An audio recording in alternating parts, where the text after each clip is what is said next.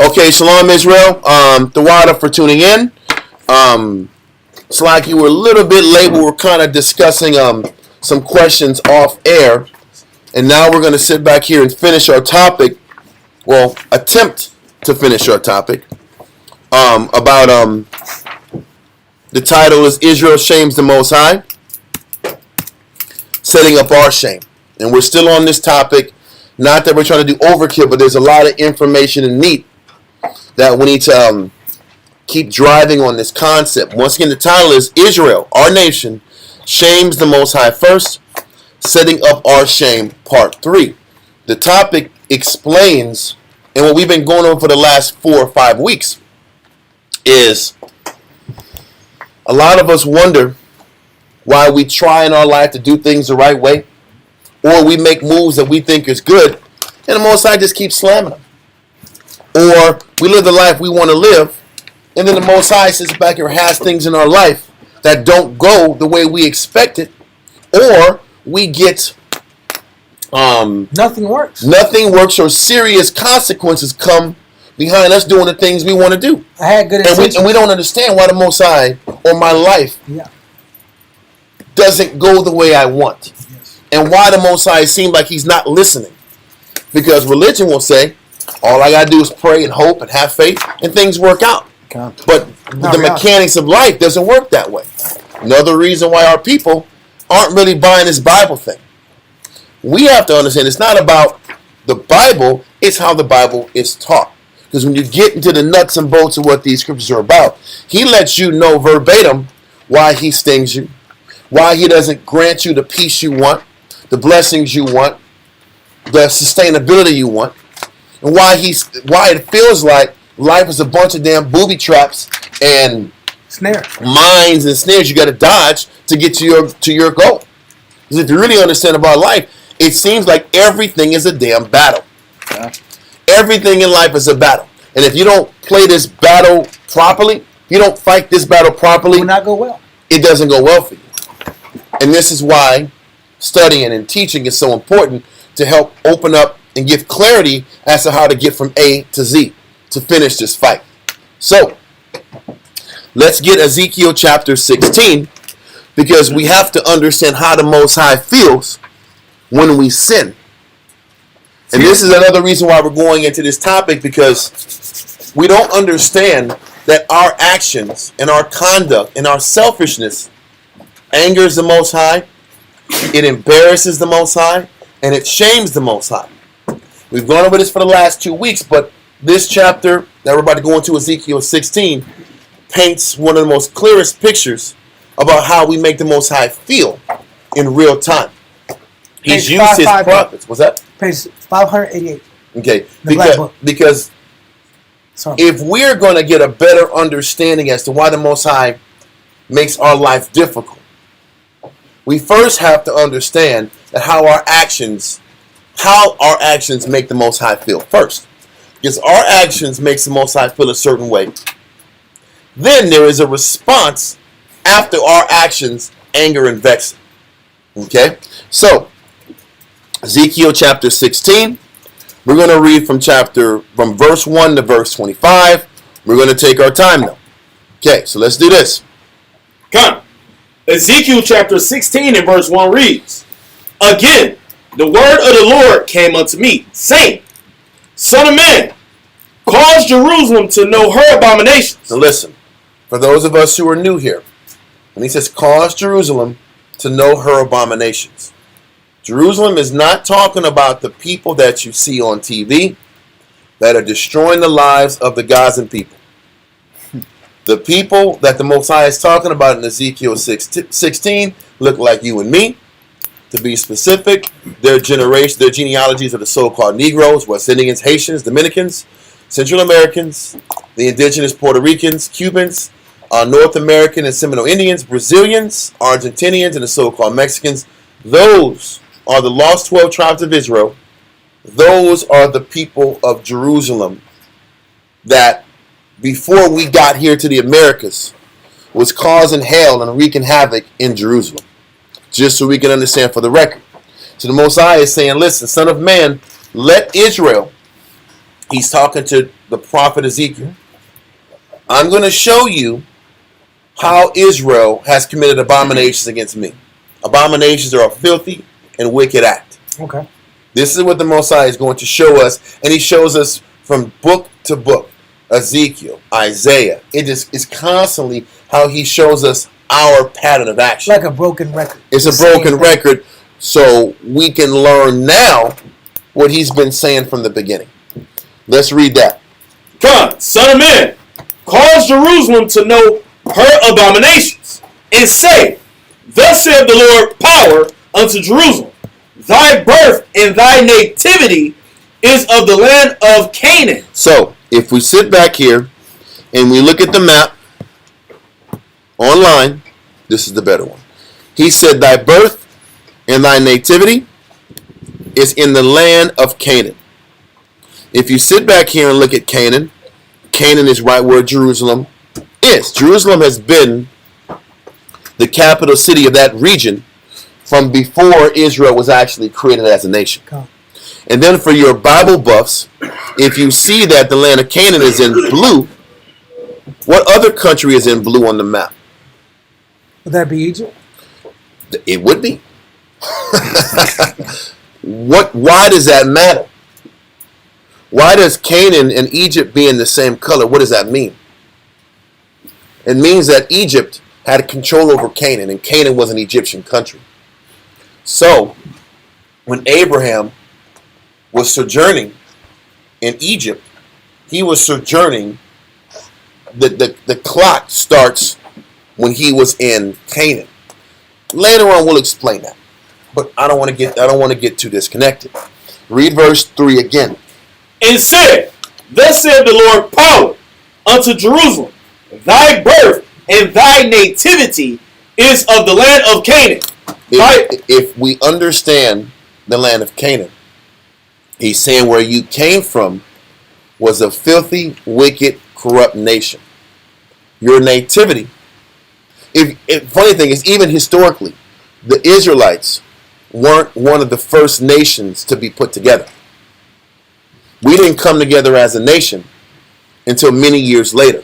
The Egyptians already had their civilization. The Babylonians had their civilization. You had the Hittites had their civilization, and the Canaanites had their civilization. So what he's saying is, culturally, we came from Canaanite ideology, Amorite ideology, Hittite ideology, and Babylonian ideology. This is why Esau says their first record of civilization was where? In Ur.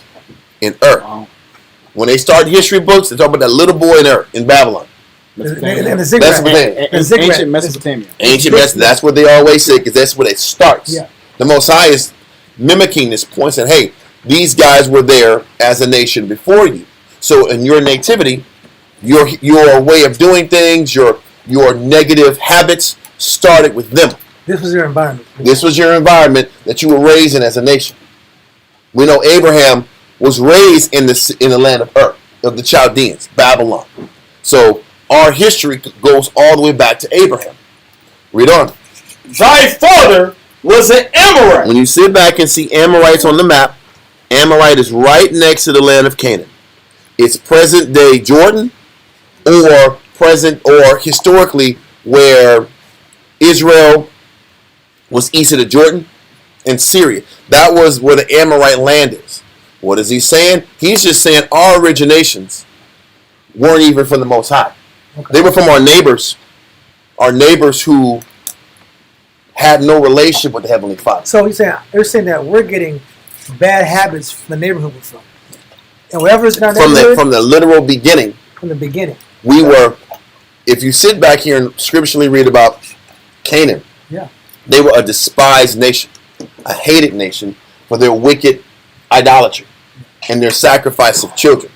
And he says, you guys came and were raised from this wicked environment, okay, whether you're an Amorite or Canaanite. Read on. And thy mother a Hittite. And thy mother a Hittite. If you look at the map, the Hittite kingdom is pretty much all of Turkey. Look at right here. This is a better image. The Hittite Empire was all of Turkey, and that region He's saying your nativity comes from these wicked lands with their wicked customs before I did something about you and made you better. Oh, wow, okay. This is what he's explaining. He's explaining for all the wickedness that we've done to him. We have a tendency to forget where we came from. Think about how we roll. We never think about the fact that the Most High has constantly blessed us and nurtured us in our life. All we focus on is what we don't have, what's not fair, why my life is so hard, why I have to do the dirt I do because nobody else is going to look after me. That's our way of thinking, right? Only person going to take care of me is me. And if that's the case, we never understand how the Most High has been blessing us, looking after us, and providing for us. So, let's continue in the verse 4. Verse 4. And as for thy nativity, in the day thou was born, thy navel was not cut. So he says, when you as a nation were at your infancy, your very beginnings, he said your navel wasn't cut. Think about a child. When your child comes out of the womb, what has to be? It's the first thing that's cut. The umbilical cord. It's supposed to be cut right out of the womb. He says when you came out, you weren't taken care of and neglected on every level. Yeah. He said if I'm going to be honest, you came from filth. Yeah. Read on. Neither was thou washed in water to supple thee. He says when you're born, you're supposed to be cleaned up and checked. You're supposed to be washed so you can see for any issues in your body, any issues with you physically. You're supposed to be washed and inspected, then given to the mother. He says when we were initiated or brought into this earth as a nation, nobody gave two you-know-whats about us. We were on our own. We were filthy. Nobody took care of us. Nobody looked after us. Read on. Come. Thou was not salted at all. It said thou was not salted at all. There is a, when you sit back and look up being salted, it says some cultures traditionally rub newborns with salt after birth as a ritual for good health, skin hygiene, and spiritual purity. Hydration. So what it's saying is like, it says salt has been incorporated into some religious ceremonies like baptism as a symbol of purity and integrity. So what he's saying is, when we came out, we weren't cleansed, we weren't purified, we weren't taken care of. Before the Most High ends up seeing us, choosing us, and developing us. Read on. Nor swaddled at all. And he says we weren't swaddled. What's the first thing you do with a child? After he's washed and bathed and cleaned, what do you do next? You wrap them up. Because children, it's warmth and there's a security that comes when children are completely wrapped tightly. Yeah. They have to have that. It brings them back to how they were in their womb. It's a calming mechanism. So he says we weren't even like wrapped properly. We weren't wiped. We weren't cleaned. We weren't wrapped. There was no love given to us at all as a nation until the Most High fixed his eyes on us and decided to choose us. Why is this important? It's important that we never forget how the Most High has constantly been there in our life. And as bad as our life has been, it could have and should have been worse. If we can understand that, we would have more fight and desire to do right. Why do you say that? Because for the new student, right? Mm-hmm. Constant Christian ideology is God chose you, he loves you, he wants the best for you. Mm-hmm. The statement you just said is based off of our circumstances in life, we could have or we should have experienced worse because of our actions, our previous And that's actions. what we're going to go into in a bit. Okay. Because a lot of us don't understand that for years we've been pushing the Most High away, living the life we want to live, and thinking that the level of effort we're giving is sufficient for good to come our way. And that's where the disconnect comes from. And if we're going to actually learn to have a relationship with the Heavenly Father, you have to know that the Most High rewards those who are doing the work pleasing to Him. And the ones who are not doing the work that's pleasing to Him, He doesn't reward. He punishes. If we can understand that and get out of that Christian mindset that you can do whatever the hell you want, fairy tale land, and get blessed. Because that's the sick thinking that Christianity, people that operate with Christianity is fed, and makes realistic minded people think that the Bible don't make sense or it's a false book.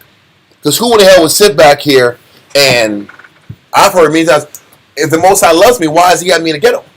Why do I have to suffer the way I suffered in my youth? Yeah. There's legitimate reasons for that. And we'll go into that in a little bit. So, let's continue. Verse 5. Verse 5. None I pity thee to do any of these unto thee. He said, nobody, no nation. We showed picture of the nations. We showed the Egyptians. We showed the Canaanites. We showed the Amorites, the Hittites. All these empires and these nations, they just cared about their nation. They cared about their people and what they had going on. We weren't cared about. We were left out there exposed to whatever elements and negative environment was waiting for us. Read on. To have just like no eye pitied you in the world. Nobody gave a damn about what you were going through in the world, or at least it felt that way, right? Well, the things you were going through, the struggling, the abuse, the pain, the loss, nobody cared. I'm sorry to hear that, but better you than me. That's how I think. Done. And what's important to understand is, let's just keep going. None I pitied thee. Read on. To have compassion upon thee. Nobody had compassion upon you. People in the world didn't have compassion on you. Just like the nations back at our nativity as a nation didn't care about us at all either. Read on. But thou wast cast out in the open field, to the loathing of thy person. And this is why when we talk, I brought this verse out many years ago talking about a class. This is where and why our people have so many self-esteem issues, confidence issues. Imagine a young child never feel nurtured, never feel loved, never feel protected, and is being raised in an open field to fend for himself or herself. Yeah. This is why the Most High teaches us in the New Testament to look after, or in the Old Testament, to look after the fatherless child. To sit back here and take care of the widow. Take care of the people that are defenseless. Because when you are defenseless and you are exposed to predators, evil people, taken people, then what ends up happening? A result of being abandoned ends up being a loathing of your person. Self-esteem issues, self-hatred issues, abandonment issues. Now I can't be told nothing. So this was a curse that came from neglect. So what the Most High is saying, when He first saw the nation of Israel, they had no confidence, no self-esteem. They were like a wounded animal. When you deal with our people who had to raise themselves, whose parents were on drugs, or parents were selfish, mama was at the club, father was running drugs or on drugs, and all you had was you and your homies in the street. What does that end up happening? What effect is that on you? It ends up being a loathing of your person. And how we can understand that in real life terms, the Most High said this is how we were in the world before the Most High decided to choose us to be His holy nation. Same concept. Read on. Come to the loathing of thy person in the day that thou was born. And when I passed by thee, and saw thee polluted in thy own blood, unclean, filthy. He says, you were polluted in your own blood. Have you seen a newborn that comes right out the womb? Unclean? He says, you were like this for a period of time. Nobody took care of you. You were full of blood in your body. And pus. And pus? Con. That means I don't care about you. You were neglected. If I don't wash you as a child, and you can walk around in pus and blood and filth, then that means you're neglected, not cared about. Con. And that's the point. He's explaining how bad off we were before he came into our lives. Read on.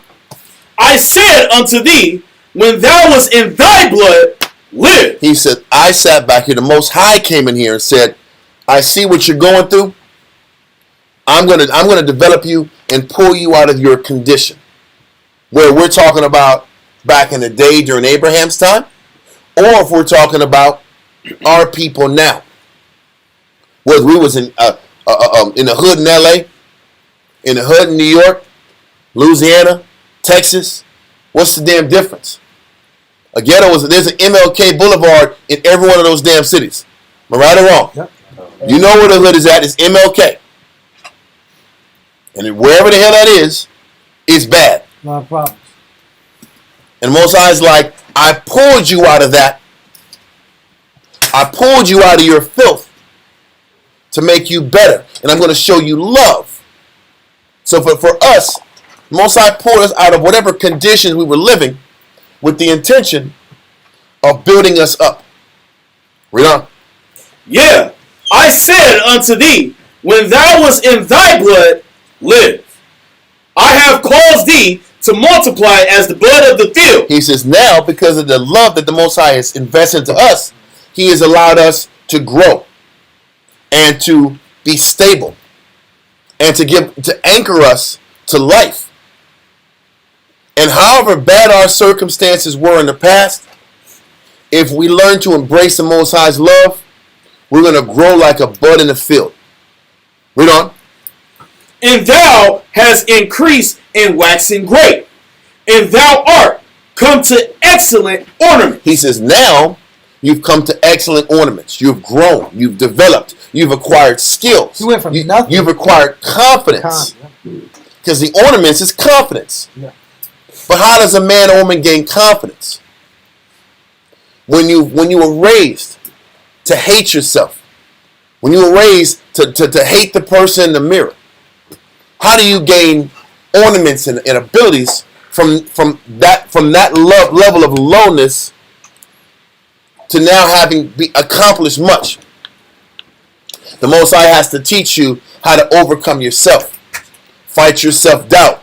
Fight your fear. Fight your hatred. In order to actually grow beyond your own self-loathing. Read on. Thy breasts are fashioned, and thine hair is grown, whereas thou wast naked and bare. Now it's starting to get clear in verse 7. He's talking about a woman. Okay. He said your breasts are fashioned. That means they're covered. They're protected. He says thine hair is grown, whereas thou was naked and bare. So now we're moving on from the idea of infancy in a child scenario to, hey, you were a filthy, dirty woman. And I clothed you. I built and gave you self-esteem. And this is the reason the Most High is talking in these terms, because a man understands that.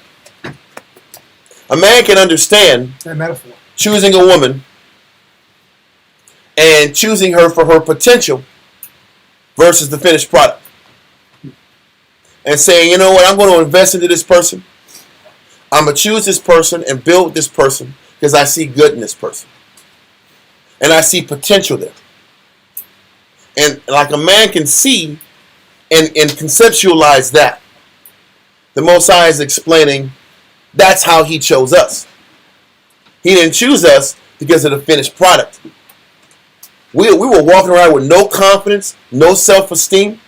We hated ourselves. We were filthy and dirty. And the Most High says, you know what? They're filthy and dirty with no confidence, but there's something about them. Let me build them up.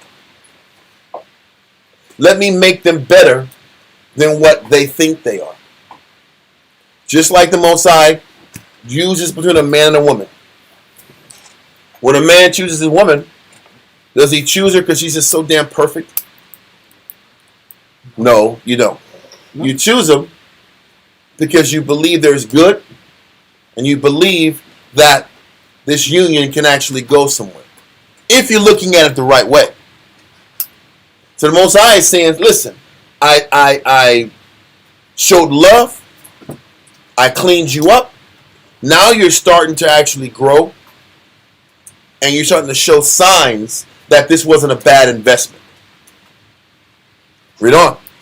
Now, when I pass by thee and look upon thee, behold, thy time was the time of love. He says, and then after I sat back here and built you up, this is the Most High's perspective.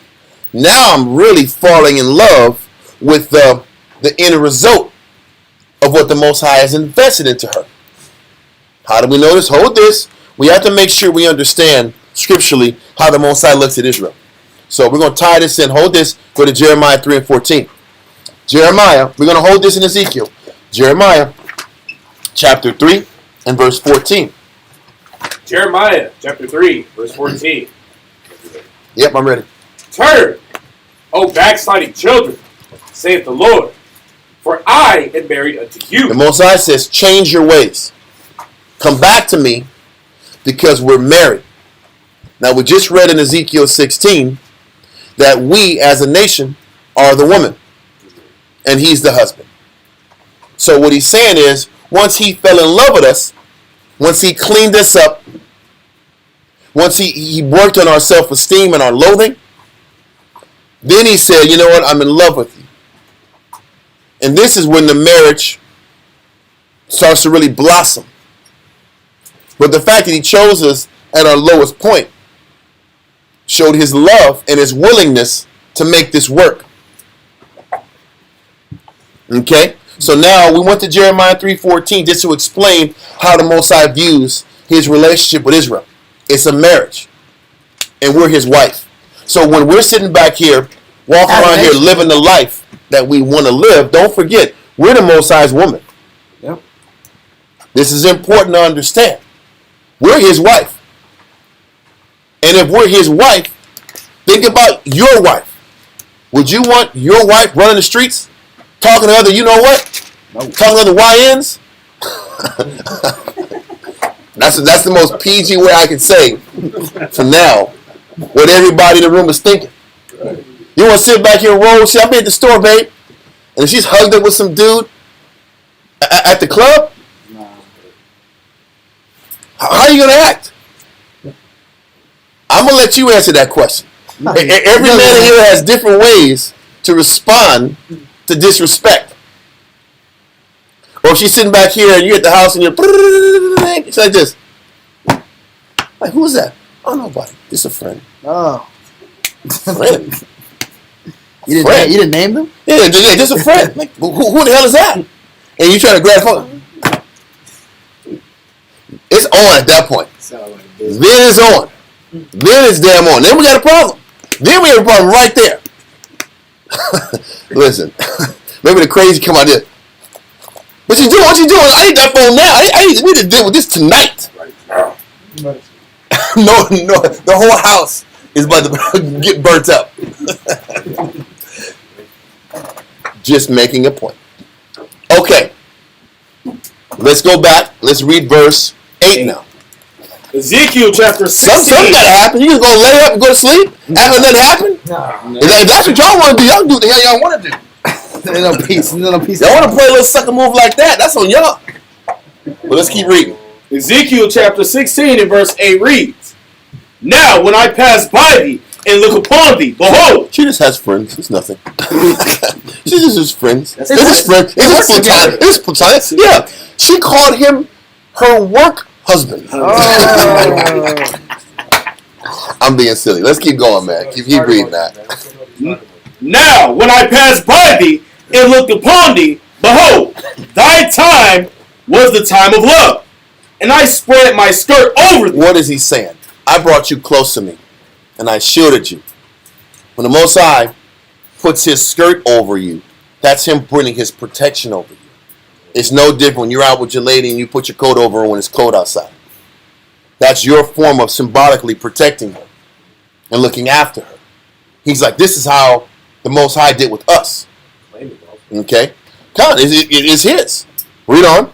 And cover thy nakedness. So he says everything he did was to cover your imperfections.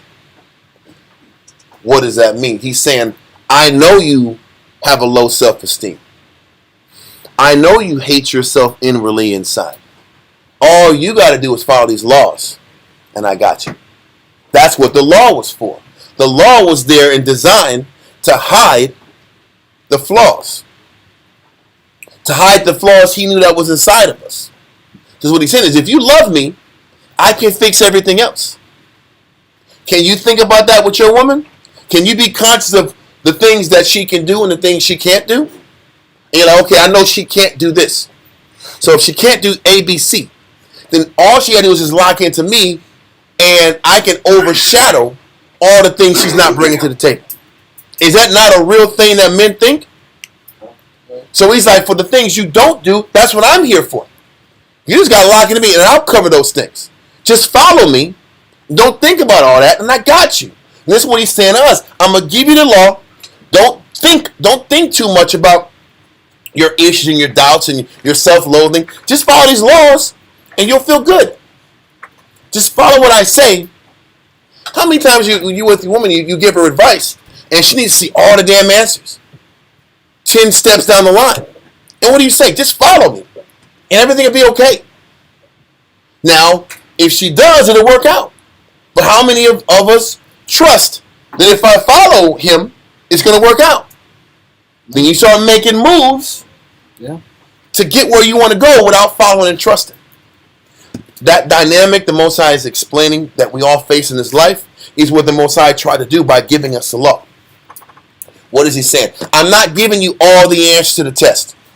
I'm not doing all this over-explaining about this and that and this and that. Just don't do this. Don't do adultery. Don't kill your brother. Just love me. Don't hate. Don't have grudges. Just honor the Sabbath. Just give me this basic scenario, and you ain't got to worry about nothing else. Make sense? That's how he covered our nakedness. Read on.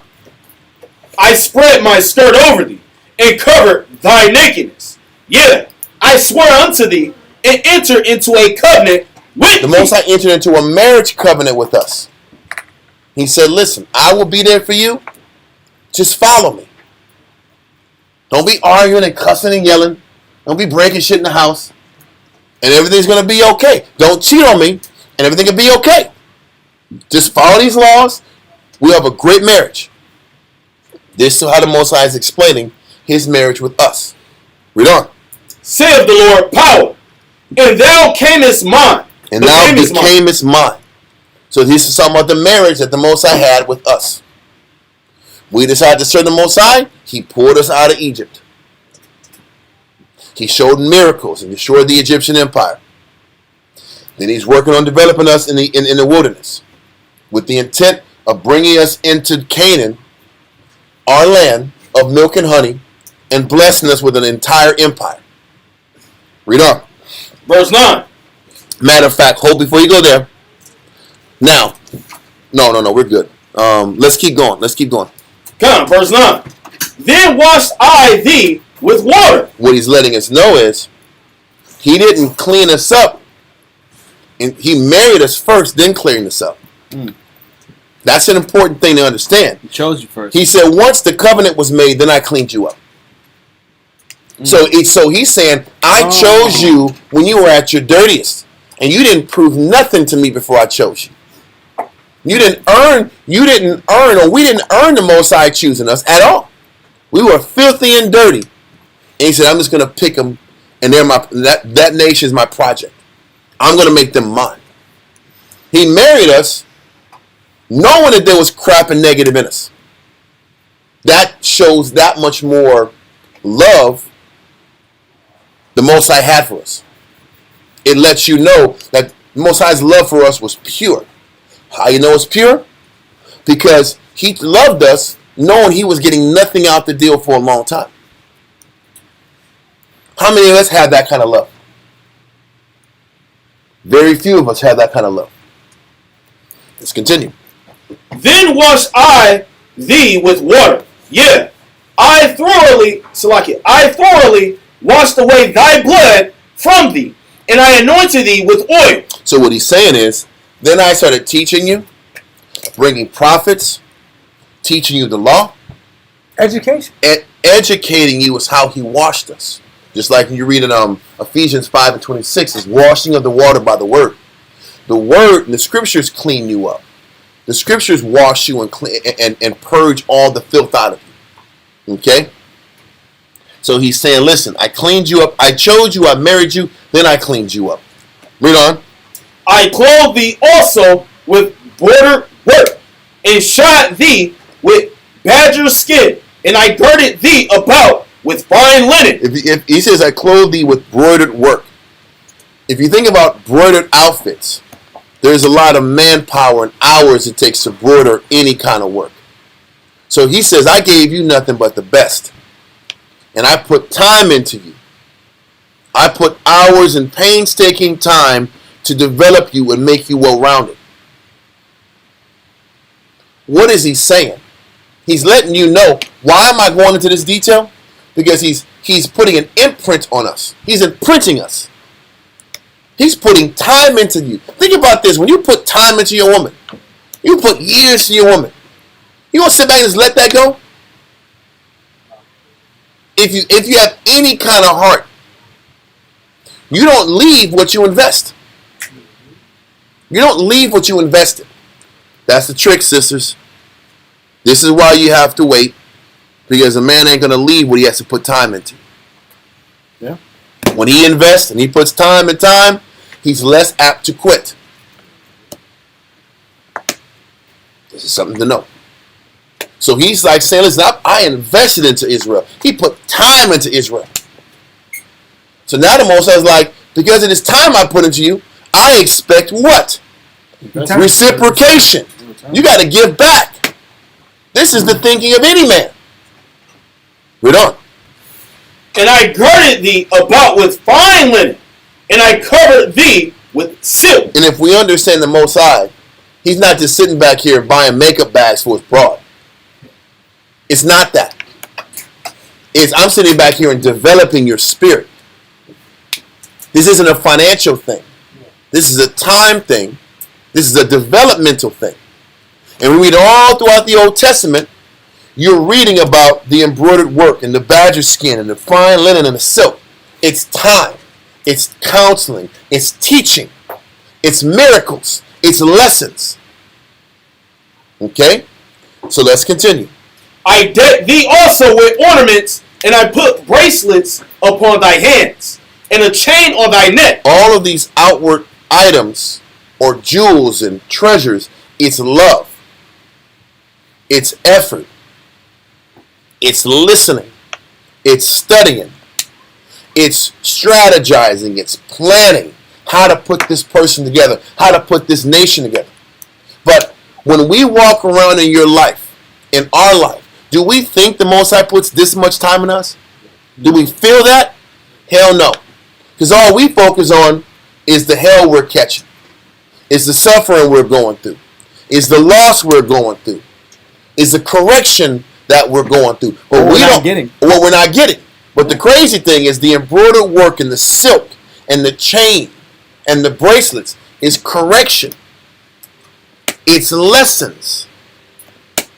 It's you had to go through this because I have something better waiting for you. For those of us who've been here long enough, you should start seeing that the Most High extends out your blessings or extends out your suffering. And he's putting you through scenarios to get purged so you can prepare for a greater lesson down the way. That is the purpose behind the purging and the suffering and the loss and the setbacks. Because the setbacks are supposed to develop your what? Your spiritual character. A pure outlook. A fighting spirit. A loving spirit. A merciful spirit. The things you go through, that is the intention behind it. In every lesson you learn, every goal you accomplish, every battle you overcome, you're no longer loathing yourself the same way. You're no longer hating yourself the same way. You're gaining more confidence. You're gaining a better outlook about yourself. You're feeling better about who you are as a man or a woman. And those are the ornaments the Most High is explaining in Ezekiel 16. When we were in the wilderness, we were supposed to learn faith, discipline, long-suffering, trust, humility. Those are all ornaments. Those make a man. You're not a man just because of your gender. You're a man because of the lessons you learn and you figure out. And the virtues you acquire. And the virtues you gain. That's what makes you a man. So all the virtues the Most High was trying to get us to learn was the actual ornaments he was putting on our body in this chapter. Read on. Come on, verse 12. And I put a jewel on thy forehead, and earrings in thy ears. So the Most High is spoiling you. Can you see that in your life? He's spoiling it with you. He's spoiling you with creating scenarios to challenge and build your virtue. But the problem is we're on such a low level. We're on such a negative level. The idea of being challenged is excruciating to us. The idea of your mind being challenged, the idea of you being pushed to be a better version of yourself. I'm counseling every day about people just saying, damn it, I hate the fact that I keep getting changed. I keep getting pushed. Most High's working on my faith and he's working on my discipline and my outlook. This sucks. A lot of us roll like that. Raise your hand if that's you. No, I'm messing with you. I'm messing with you. Don't raise your hand. But a lot of us hate the fact that he challenges us, that he pushes us, that he motivates us. But if we understood this, we would understand this is how the Most High loves us.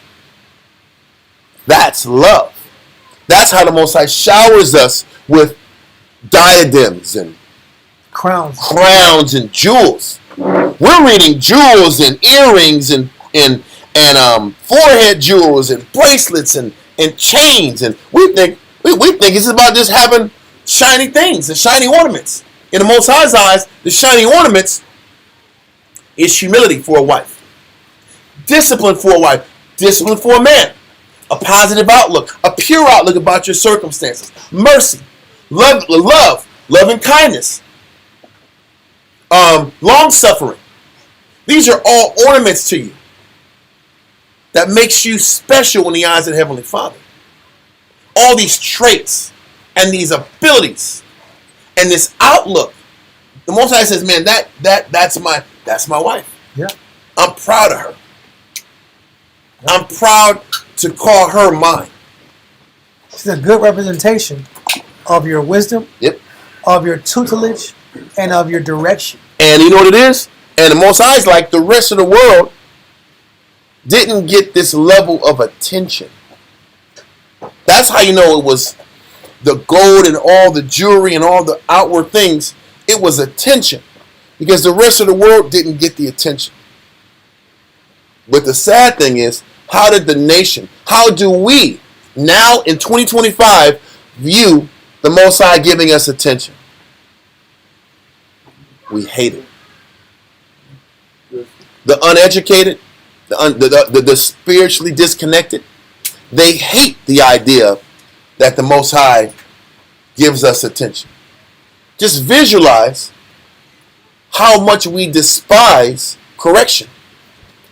And we despise scrutiny. Every time the Most High is correcting you, challenging you, the scripture says iron sharps iron, right? But we don't look at correction that way. When we get corrected, when our flaw is shown, we run. We run for the hills and isolate ourselves. And then we self-soothe by saying we didn't need them anyway. We didn't need those people anyway. Because they don't appreciate what I bring to the table. You know what you really ran from? A crown, a gold bracelet, a gold necklace, another thing to make you beautiful in. What we do, we run from the real crowns and go run to the world to get praise from the world and think that's the prize. Yes. I want to help one point. Ecclesiasticus In the Apocrypha. in the Apocrypha, chapter 21, verse 21, page 83 in the Red Book. 21. Yeah, 21. Ecclesiasticus, chapter 21, verse 21, page 83 There's no way I'm getting through this in one day. in the Red Book. No It can damn take a way. year. It doesn't matter. That's what I told myself. It doesn't matter, bro. It's worth it. Because we haven't gone in Ezekiel 16 in a long time. It's been forever. So where we got? Okay. So just to prove and to clarify the concept of the ornament, the Yes. concept of the Thank jewelry, you. Great the concept verse. of the bracelet. Great verse. Just to prove this is not our That's cash. opinion. That's cash. We're just talkers here. Now we're going to show you the book and prove the ornament literally is information and learning and wisdom. All right? Can someone read, please? Thank you, sir. Ecclesiasticus, the Apocrypha, chapter 21, Uh-huh. verse 21, page Sir. 83. Learning. Stop. Learning is the subject. Read. But learning comes from what? One person sit your ass down, Yep. and the other person, I'm going to tell you how to do it. That's learning. You know what we think learning is? You got to throw your 2 cents in. You get to pick and choose what you want to do and pick and choose what you don't want to do. No, that's not learning. Learning is being a student and being taught. And also learning is stop thinking, stop trying to interject, and let the information sink in. And you know what also learning is? Once you're taught the information, can you start framing your mind to see it that way? That's why most of them were horrible, crappy students. Because through what I explained, most of the time either we want to interject, we want to sit back here and argue, we want to push our way, or we don't take the time to listen, let the information digest, and look at it from that lens. And if you're deficient in one of those things, you're a crappy learner. And that's why you don't grow. Keep going. So learning is the subject. Learning is the focus. Okay. Learning is the premise. Read. Verse 21. Learning is unto a wise man. A wise man is the archetype you A want. lot of us aren't wise. Because a lot of us don't want to get correction. Because learning is correction. What is learning? I'm telling you something, and I'm telling you that how you're looking at it is what? Now you're learning. You can't learn unless you get rid of some crap you got in your mind and replace it with greater information. Something better. What we want to do is keep our crappy information and then take some scriptures and verses and add it onto our decrepit way of thinking and call that learning. That's not learning. That's you're muddling the information and you're watering down the pure message, trying to fit in your low-level simplistic way of looking at things and mixing it in with the pureness of the word. Because that's what we do most of the time. And we dilute the information, and what we do is we create confusion for ourselves. And that's why we're not wise, Yeah. like we think we are. But keep going.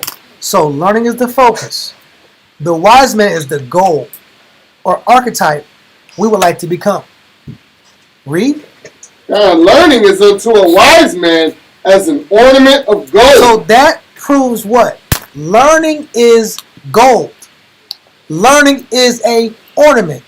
Learning is a gold ornament.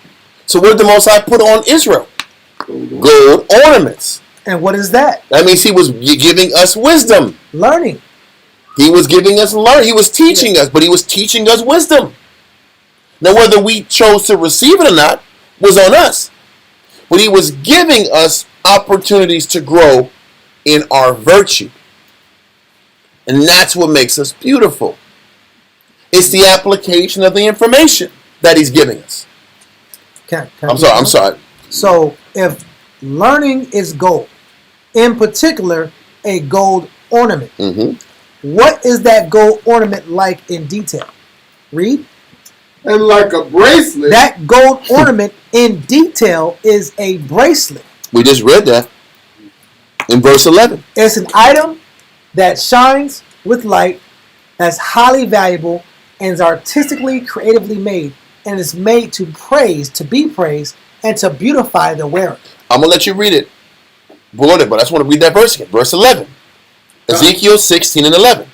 Verse 11. I deck thee also with ornaments. We just talked about I pulled the verse about ornaments, gold ornaments, and how wisdom is and learning is that. He says, I decked you with learning. I taught you. I decked you with wisdom. Read on. Come. And I put bracelets upon thy hand. And he put bracelets upon thy hand. And verse 21 clearly explains he put a bracelet on our right arm. On your right arm, meaning the right way of doing things. You learned the right way. And that's what made us beautiful. And that's what made us different from everybody else. And made us special. It wasn't our clothing. It was the virtues we were learning. Instruction. But the problem is instruction which brings about virtues. But what's wrong with Israel? Israel doesn't want to learn virtues. How many of us get a kick out of having to change things inside of us? Nobody. You better raise your hand. Who loves it? Nobody. Who loves it? Nobody. Thank you. But this is how the Most High shows us love, or shows his woman love. He's like, I love y'all so much. Come on, baby. I'm going to teach you some discipline tonight. I'm going to teach you some humility today. How about your ring? I'm a jewelry box full of lessons. Learning. Yes. Learning. A jewelry box full of discipline and humility. Yes. That's why the Most High says, the Lord gives to all men what? Liberally. He gives to all of us freely. But what does he freely give us? Lessons. Wrapped in jewelry. Right, the jewelry lessons. It is the jewelry. It's jewelry lessons. You want that gold rope? You better learn some discipline.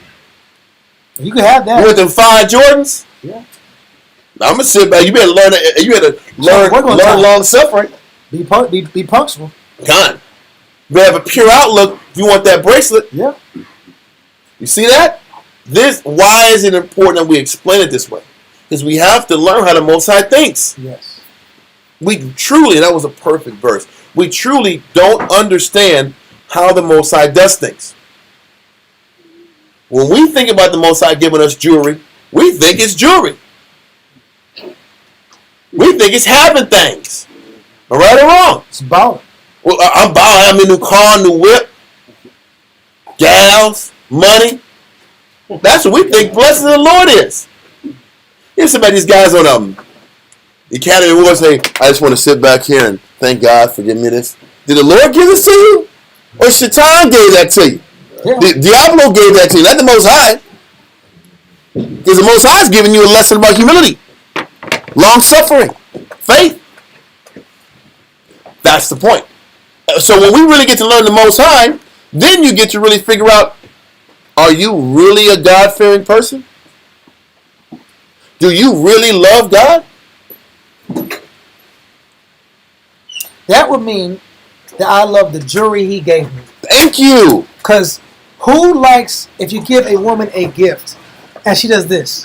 Thanks, babe. It's a little ring. I bought you this diamond outfit. I mean, this diamond piece. Check this out. She like this. Man. And she puts in the corner and she Or you give her this diamond ring of virtue and discipline, and you give it to her and she starts crying. How about that? And she's crying in your face. I just bought you this. And he's like, and she's crying. It's not happening. This is a bad relationship. She's crying like dread. It's dread. It's dread. Yeah. This one was really difficult. And this is a beautiful ring. This is a beautiful crown. Yeah. This is a really bad relationship. Because I can't get you anything. I can't give you anything. I can't convince you. I can't help you. I can't instruct you. I can't talk to you. All I wanted was some free time. Well, I just want some time for myself. What about this beautiful diamond ring? All I wanted was I just want to have time to do what I want to do. let's go to the club. I just want to go to the club with my friends. How come I can't go to the club on the Sabbath? Listen. I don't want this gold ring and necklace. I just want to go to the club. I just want to wear a tight-fitting dress. How come I can't just wear a tight-fitting dress to HEB?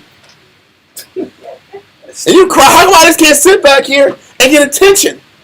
What's so wrong with How that? come I can't? I don't want this. I don't want your go. See, you're always trying to sit back here and control the situation. See, you're always trying to sit back here and force me to do things I don't want to do. You won't let me post. You don't let me do this. That's what I'm saying. How come I can't have an Instagram? Because you don't need no goddamn Instagram. That's why. How come that's what I want? How come you just can't give me what I want? How you gotta just keep giving me what you want? Everybody in this room can understand that. But you are the woman that wants to get on the Instagram and pop it for the world. Pop for the gram, huh? As men. You want to go to Dubai, low key. That's what y'all want to do. And pop it for the nations to fulfill your dreams. That's you. I just want to fulfill my dream. How come I just can't live the life I want to live? I'm at the beach. God, I'm making money. Yeah. I mean, everything I wanted, I got. I fulfill all my dreams. That is literally the same thing as a woman that wants to sit back here and live her life and be independent and free. How come you just can't give me money I can spend how I want to spend it and shop and get what I want? Buy it only. Huh? Why am I saying it this way? Because I'm trying to explain our relationship with Heavenly Father and why we're always hitting the wall and pissing Him off and embarrassing Him. Imagine most guys like, man, I got something for her today. She's going to really love this. Man, look at this virtue. It's really about this. And you thought for weeks about a perfect gift. And she's just like, thank you. You like, man, you want to give a gift the next time? Nope. You want to get the hell out of there. It's just get the hell out of there permanently. That's what you want to do. Anybody with some common damn sense. But the Most High is like, no. I invested into her. We're going to ride this out. Why? Hey, baby, why are you upset? What's wrong? I'm upset because... Like in Key and Peele, Megan! And he's walking around all throughout the desert. Megan, what's wrong? What's wrong, Megan? The Most High is like trying to what's going on with you? Why aren't you just happy with what I'm giving you? Why isn't Israel happy with the life He provides them? You know why we say? It's all I do is work. Everything is sacrifice. Low paycheck, suffering, putting the body first. Everything's about putting the brotherhood first. Everything's about losing. Everything's about considering other people. Everything's about losing so others can gain. But that's a jewel. That's the gold bracelet. And that's what Israel hates. And this is why the Most High doesn't give us what we want. Because we're embarrassing Him day to day by being disgusted at the life He has provided for us. Always telling ourselves, this isn't the life I want. But your other life. Nobody asked me what I want. How come all these other things are pushing me? How come I just can't get what I want, live the life I want to live?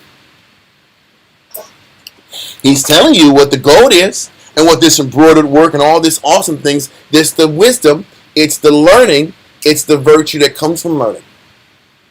That's what He gave us when we were dirty and filthy and were neglected. Because you know what the thing is?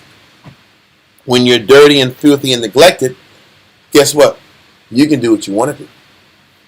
These guys that are on the streets being homeless, do they have a curfew? They can do what the hell they want to do. But I tell you what, when it's 2 o'clock in the morning, how come most people that have no homes, how come they're always sleeping in the daytime? Great question, right? Why can't you sleep at night? Bad things happen to you at night. Listen, they don't look for anybody. So if you're sleeping right in the corner, you might get a peaceful night of sleep, and you might not. People might beat you up just because.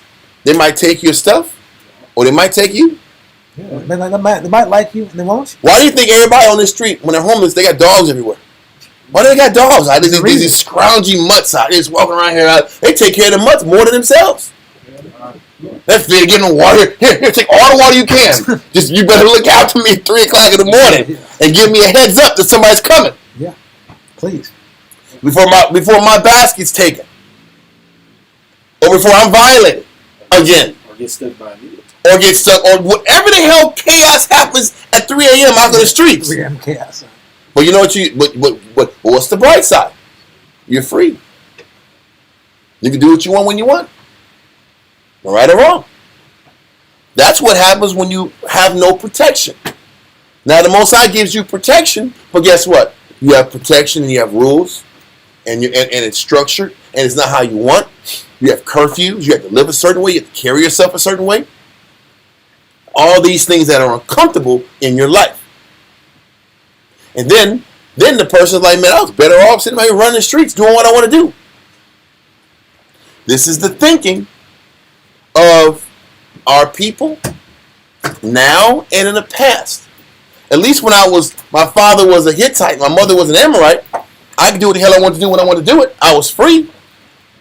Yeah, it was hard. But I'm blending in like everybody else in the world. But with this Most High guy, it's always more jewelry, more gold, more work. But once again, we don't call it jewelry and work. It's sacrifice, change, humility, dedication. Everything is change. Everything is something, something, something give, something, something, something sacrifice, something, something, something submit, something, something, something selflessness, something, something, something take a step back for the body. That's how the carnal person thinks. That's how Israel thought. That's how you think now. Verse 14. Come, verse 14. And thy renown went forth among the heathen for thy beauty. That's why you read in Matthew, the Most High said we were supposed to be a what? A city on a hill. We were supposed to be the standard of how a nation was supposed to be. What makes one nation superior to another nation? I always say, you can go on to Deuteronomy 7, Deuteronomy 14. In Israel for years said, yeah, the Most High said we were a peculiar people because we can run fast, box, and we was fighters, and we were Joe Louis. Come on, man, that's not the reason that we were special. We were superior because at the time we were chosen, we had superior discipline, superior understanding, superior outlook, superior work ethic, superior humility, superior virtue. That's what made us special above the rest of the world. So, he says, thy renown went forth among the heathen for thy beauty. Read on. For it was perfect. So he says, how we carried ourselves was only perfect. Why? Through my comeliness. Through the Most High's beauty. Through the Most High's orchestration. Through the Most High setting us up a certain way. We were only beautiful because the Most High developed us and protected us and hid us from our what? Our flaws, our self-doubts. Because he's saying, what he's saying is, if you love me, then your deficiencies won't be exposed in the world. We all come in here with deficiencies, self-doubt, ego, defects. He's like, those defects won't get exposed by these monsters out here. If you really serve me and just do what I ask you to do and follow my laws and commandments, then following the laws and commandments and serving me will overshadow your weaknesses.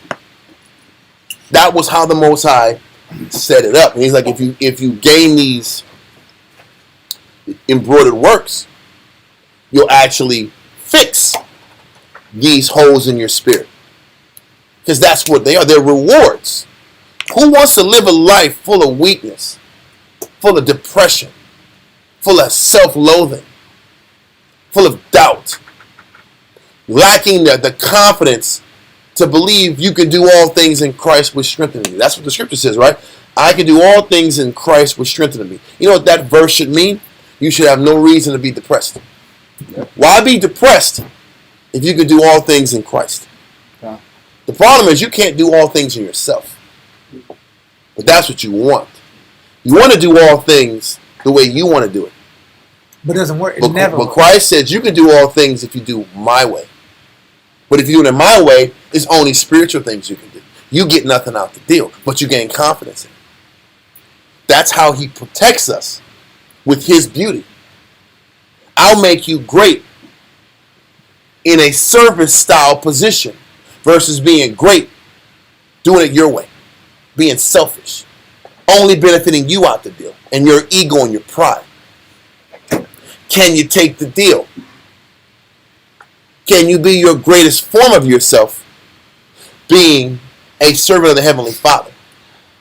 Or you want to take your chances being independent, an independent contractor in the world, living your life being a damn pirate, or damn, what do they call those guys? Just a freelancer, or a damn just on the business side, a mercenary. You're just a mercenary, doing things you want to do that benefits you. But then your loathing, your self-loathing will be exposed in that arena.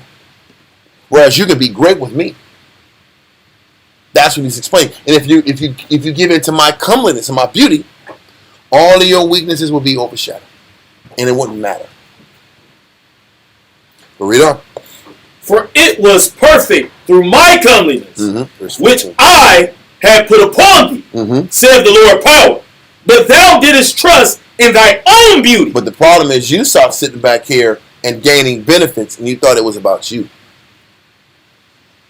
You didn't realize that the Most High was protecting you from all your deficiencies and your weaknesses. And everybody looked at you as this outstanding, stupendous person because of what the Most High built in you and his protection. And you start feeling yourself thinking it was about you and not the Most High's mercy. And that's how we get too. Because ultimately, we're just about us in the first place. And we come down crouching and humble and we want to serve the Most High, but really we just want to come up. It's a whole different and we want to shine on a wife. You want a wife that loves you, or a wife that wants to come up off of you. I think these celebrities be dealing with. I'm not going to celebrity conversations, but their number one complaint is that I'm with someone, but when I had nothing, no one was looking. You didn't look at me when I had nothing. When I have something, I'm marketable. Yep. I'm attractive now. Yep. So the Most High is like, listen, he has all the blessings in the world. Do you love me because you want to love me in my way? Because the Most High is like, I dealt with your crazy. Yeah. I dealt with your unstable nature. I bypassed all the filth that was inside of you and built you up strong with virtues and confidence. Now you want to sit back here and accept other suitors after I built you up? Has any of us experienced that in the world? You sit back here and develop a person when they were nothing. Now they can't be told nothing. Now they want to sit back here and be courted and chased by other folks because now it's about upgrading. Yeah. Or they think it's about upgrading and moving on past you and getting a better situation. I never forget this one thing online. I think Dawi asked it to me. It was this dude who loved his woman and she was in school or something like that. And this guy worked his tail off, 2 jobs plus and bought her a home in her name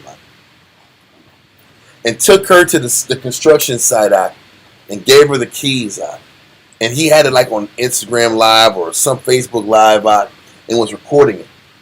And she got the keys and said, hey, that's one, thank you. But I think it's time for me to move on in my life. Oh my goodness! I was like, he was like, what you mean? What you mean?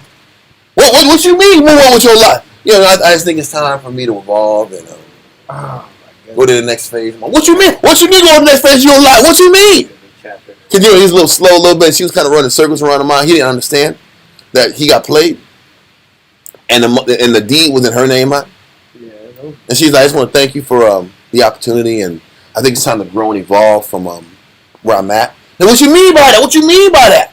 And he's like, yeah, I'm just gonna move on, and I think we're well, what she's saying is like, I'm done with you, bro. I got what I wanted. Yeah. I suffered through this excruciating relationship. I got my crib. I don't need you no more. But she didn't say it that mean. But she was getting very professional. But yeah, I think it's time for me to evolve. She said, it was you. It was me. Thank you. Listen. I want to claim that one. You gotta watch this. Hey, she said that was very important. She said, "This is my new beginning." Yeah, that's what I'm saying. After all this suffering, and the construction was freshly done, and everything was the grass had dirt, and it wasn't even like grass. It's like they're just putting the grass up From the side. the side. It's sod. That's not even grass. It's sod. It was that fresh. You talking about the Judite couple? Yeah, of course it was Judite couple. How about Everybody else is more low key about it. But what happened was, that's what it was. Being honest with you. Remember that one? How about that? I said it. It was me. I said that. Keep going. But she says, "This is my new beginning," and he couldn't believe. And she said in this professional voice, all of a sudden she got cold. She got really cold, and all of a sudden everything was professional and business at that point. What you mean? We had something together. Yeah. That's we had a family. We had a family. She's like, "Sorry, sir. We had a family." Yeah. And now I got what I needed from you, and I don't need you anymore. Now it's time for me to live my life. And listen, every man in this building and online on TV land will say, man, something got to happen. There's got to be consequences and repercussions from this situation. Am I right or wrong? We would think that, but that's how we do with the Lord. I got the scriptures. I got the breakdowns. Now I'm going to go do me. Now I'm the teacher. I'm the boss. I'm the boss now. Like Fredo. The spirit's with me. We're like Fredo in Godfather. I'm smart. I'm smart. I can do things. Yeah. But you weren't nurtured. You weren't nurtured properly to effectively do the position. You got the basic outline. Template A, B, C, D, E, F, G. Now you want to do what you want to do. Okay. But this is my new beginning. Yes. Okay. That's the exact. See, we can understand and get angry about that woman sitting back here not respecting a man. We don't respect the Most High all the time. We spit on the Most High all the time. Thank you, Father, for building me up. Now I can be free. And all the lessons you taught me, all the disciplines, all the work ethic, all the outlook. Now I can use those talents to build me up only and live the life I want to live, and not return the investment. And then give glory to you. Yeah, it's not the glory doesn't go to the teacher, not us teacher. I'm talking the creator of the wisdom. Because you know why the Most High gave it to you to give it to who? The next man. That's what the scripture says. You're supposed to all that one-on-one attention you got. You were supposed to sit back and dedicate your life to the next person the same way, like you were dedicated to. No. I'm gonna take all those man hours of counsel and attention, build myself up, and just give some boom, boom, boom verses online and to people that I might come across and have in life, and that's it. I'm going to Assyria, but and I'm going on vacation to Assyria and live my life. Yeah. But that's not what was done to you. Commitment was done to you, and the Most High used teachers to commit to you, like the Most High committed teachers to them. We're all on the hook to commit. We can sit back here and debate a whole lot of things. But what can't be debated is commitment and dedication and man hours to serving the Most High by dedicating to teaching others. Yep. But what is teaching me? I've had arguments with brothers for years about teaching. Is teaching just saying, hey, you're an Israelite. Have a good day. Huh. Hey, did you know that Christmas is wicked according to the scriptures? Have a good day. Is that teaching? Or is teaching dealing with the hard stuff? The problems? Daily problems. Daily problems. That's teaching. Because that's what was done for all of us. But what we do is we get built up. We can't be told nothing no more. And we live our life. So how everybody can be mad about that woman, we're that woman that says, you know what, Lord, thank you. I'm ready to sit back here and take what you gave me and start a new chapter in my life and live me and do me. Thank you for building me up. Infinite. Now I'm going to go do me. We do this literally the exact same thing to the Father. And the Most High is vexed. And it is a shameful move. It embarrasses the Most High. And in time, the Most High will eventually sit back and sting us for that action. So, where are we at? Verse 15. Verse 15. But thou didst trust in thy own beauty and played the harlot because of thy renown. Now all of a sudden, I want to see and get the attention of all these other endeavors in the world to gain respect, to gain adulation, to gain admiration in the world. Because now I have abilities now. But don't forget, when the Most High picked you up and chose you, you had nothing. You brought nothing to the table. You were in your own filth and dirt. Couldn't spell cat. K-A-T. Yeah. The brothers were spelling cat out in the spirit. Everybody was behind when he met you. Built you up to a certain status. Were developmentally behind. Then all of a sudden, now it's about the wisdom of the Most High and using it for you. Playing the harlot. Giving your talents and abilities to other people. That's what being the harlot is. What is he saying? The lessons and the wisdom and the commitment and the virtues the Most High has taught you should be patented to only be used for his purposes. Because it was built through intimacy. Kind. Remember, the information and the detail and the one-on-one lessons and the one-on-one situations and the trial and error process developed an intimacy, developed a relationship. Now you're willing to give that intimacy and that same relationship and that same learning to somebody that did put the work in. See, so you said it. I think intimacy is a better word than my patented. But what we don't understand about the Most High is there is a controlling nature to him. Just like men have a controlling nature. My woman, my rib, my family. Isn't that controlling? Yeah. And is it a justifiable statement? This is my woman. You just can't just roll up and talk to my woman. Right? Yeah. But the Most High is like, you're my woman. I gave you that wisdom. Why are you running the streets showing everybody else what I built in you? It's the same concept. And then we get mad when the Most High slams our life and destroys it and rubs our face in it. Then we're crying. Then we're sad and depressed. When in actuality, we did the ultimate spit in the Most High's face. He builds you up and you're going to live your life? How dare you? Because when he chose you, you were nothing. You were going nowhere. Read verse 15 again. But thou didst trust in thy own beauty, and playedst the harlot because of thy renown, and pouredst out thy fornications on every one that passed by. You just sat back here and was so focused on pleasing everybody else but the Most High.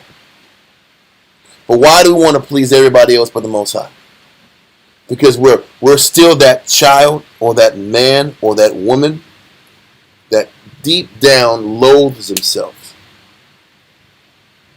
And we're slaves for attention. Yeah. We're attention whores. Yeah. Just like our women are when they're out here prancing around online, just living for likes. We're attention whores too. We can't get enough people telling us we're doing a great job. We've accomplished so much. Where did you get that information? You're a deep guy. You're so valuable. We're slaves to that. And we rather choose that than never forgetting the Most High picked me up from nothing and made me into something. And that's all I need. We always crave for something else. There's got to be something else out there for me. What does that even mean? Why aren't you satisfied with just serving the Most High in your life? Why isn't that enough for us? To just get up every day, serve the Most High, please Him, and get ready for the next day to serve the Most High and please Him. Why isn't that enough? Because we have shallow egos. Because we loathe ourselves. I was talking to you, or maybe Shamshuan, about our desire for vainglory and attention is wrapped around a low self-esteem, and this chapter really hits it. Yeah. The root of it, for those battling depression, we need affirmation from anybody that will give it to us. We're dying for it. We're dying to be told you're doing a great job. Versus just sitting back here and reading the Bible, studying, doing your job for the Most High, and that being enough. So you got to whore yourself out in the world just to feel good about yourself? Why can't you just look back in your life and say, man, the Most High has been there for me this entire time? That's enough. That should be enough for you to be happy about your life. But it ain't. Because we need a new car, a new house, New validation. fame, Yeah. some kind of added validation so we can get up in the morning. Because just getting up in the morning for God just ain't enough for you. But you expect that when everything's done, the Most High is going to say, well done, thy good and faithful servant. I have a kingdom waiting for you. When just serving the Most High every day wasn't good enough for you, who do we think we are? Why can't we just sit back here and find joy in our service to the Lord? This is the dilemma the Most High has with Israel. Why do you got to go whore out there and get attention from others? Why can't you just be happy that I chose you and I work with you every day and I'm investing into you? Because, Israel were psychopaths. And we're selfish. And we got to get something out the deal more than what the Most High gives us. At all costs. At all costs. And we're willing to cheat on our husband and quit on him to get some different attention. Because we're hollow inside. And deep down, we're fatherless children,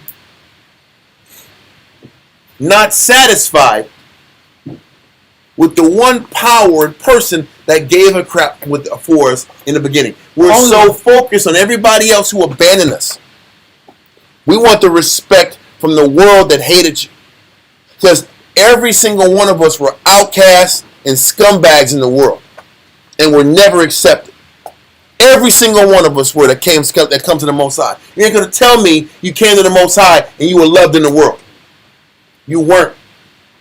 There was something missing in you. Where everybody else didn't like it, didn't think you were good enough. Then you get the scriptures and then you're good enough. And you got to go prance out to those same people that hated you to get attention from them. Because you're that child inwardly that hates yourself and hates the fact that you weren't good enough out there. So you got to get built up by the Most High and then go back out there to prove that you were good enough. That's idiotic. When you should just be happy, the Most High made you a better person and be loyal to the power that never gave up on you.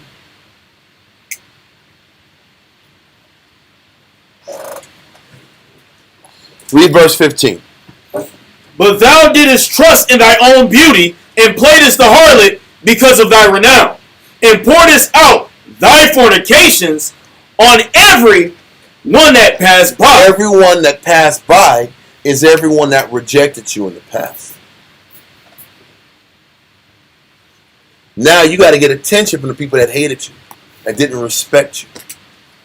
Now you got to sit back and prop up your accomplishments so that you can feel that you're on equal par to the people that never thought you were good enough. If that's not our condition, I don't know what is. It's almost like it's high school again. It's almost like it's a time machine back in the high school when you was clown for being the weirdo. Then you get a makeover.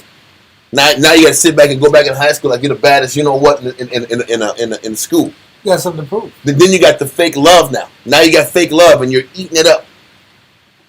When those fake people hated you in the past and their infatuation is still hollow now. But you got to have it. And then you crap on the person who invested into you. It's like a classic 80s movie. Yeah. There's plenty of 80 movies that kind of deal with this stupid topic. You're a nobody.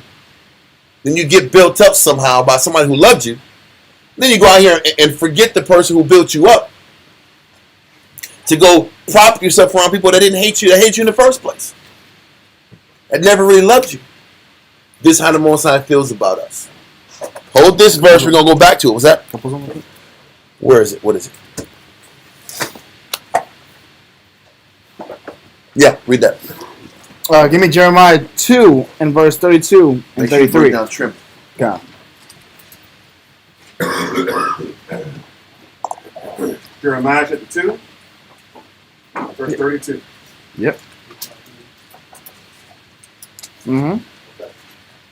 Can a maid forget her ornaments, or a bride her attire, yet my people have forgotten me days without number. I mean, this is a rhetorical question.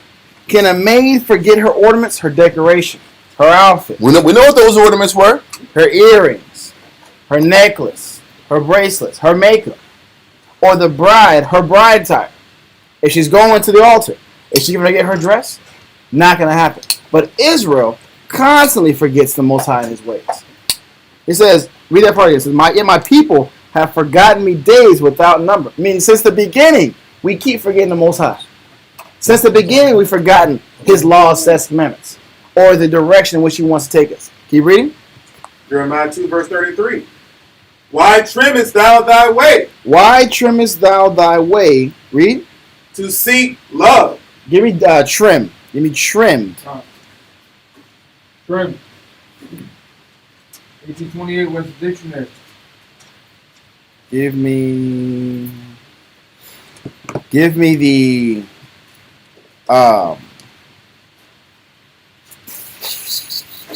verse. Even point 2. Point number 2. Yeah. It says to dress, to put the body in a proper state. That's not what I want. I just had it. Give me the noun. No. Give me trim. Give me trim. Trimmed. Oh, trim. God. Yeah. Give me trim. Read that one. Trim. He says, "Why trimmest thou thy way to seek love?" Read on. Trim. It says, put in good order, dressed, ornamented, clipped, shaved. What he's saying is, just like 32 said, we've forgotten the Most High's ways constantly.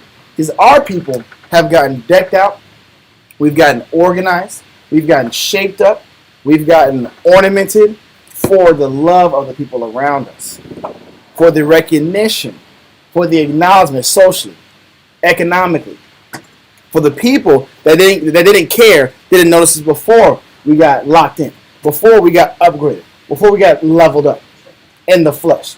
It says, read that part again. It says, balance, ornamented, clip. Read that verse. Jeremiah 2, verse 33. Why trimmest thou thy way to seek love? This is the Most High asking. Why can't you just stay with the skills, the abilities, the talents, the beauty I've given you, and just bring that focus back to me again? Why are you cleaning yourself up? And now the motivation is to clean yourself up for the love of others. Why is the motivation to get these virtues?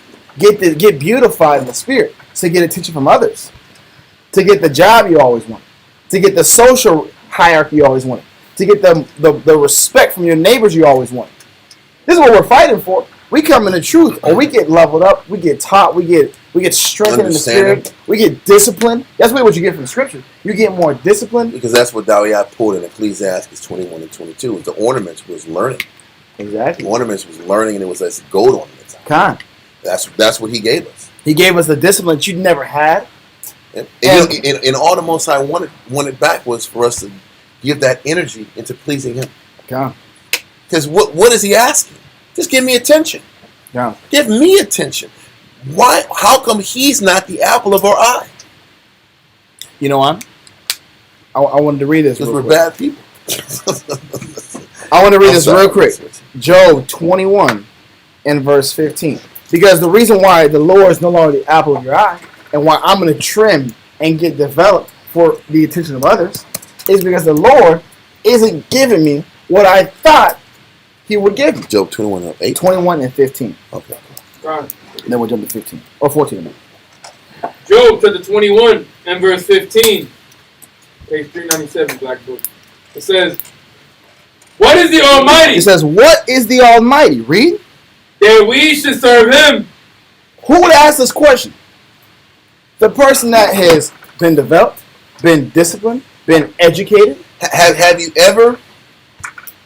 ever done a lot for somebody, whether it's a child or a woman or a friend, and you sit back here and you corner them about their conduct and you corner them about what they're doing, and you sit back here and say, "Dan, I've done this for you, I've done that for you. Yep. How come you don't give this X, Y, Z back?"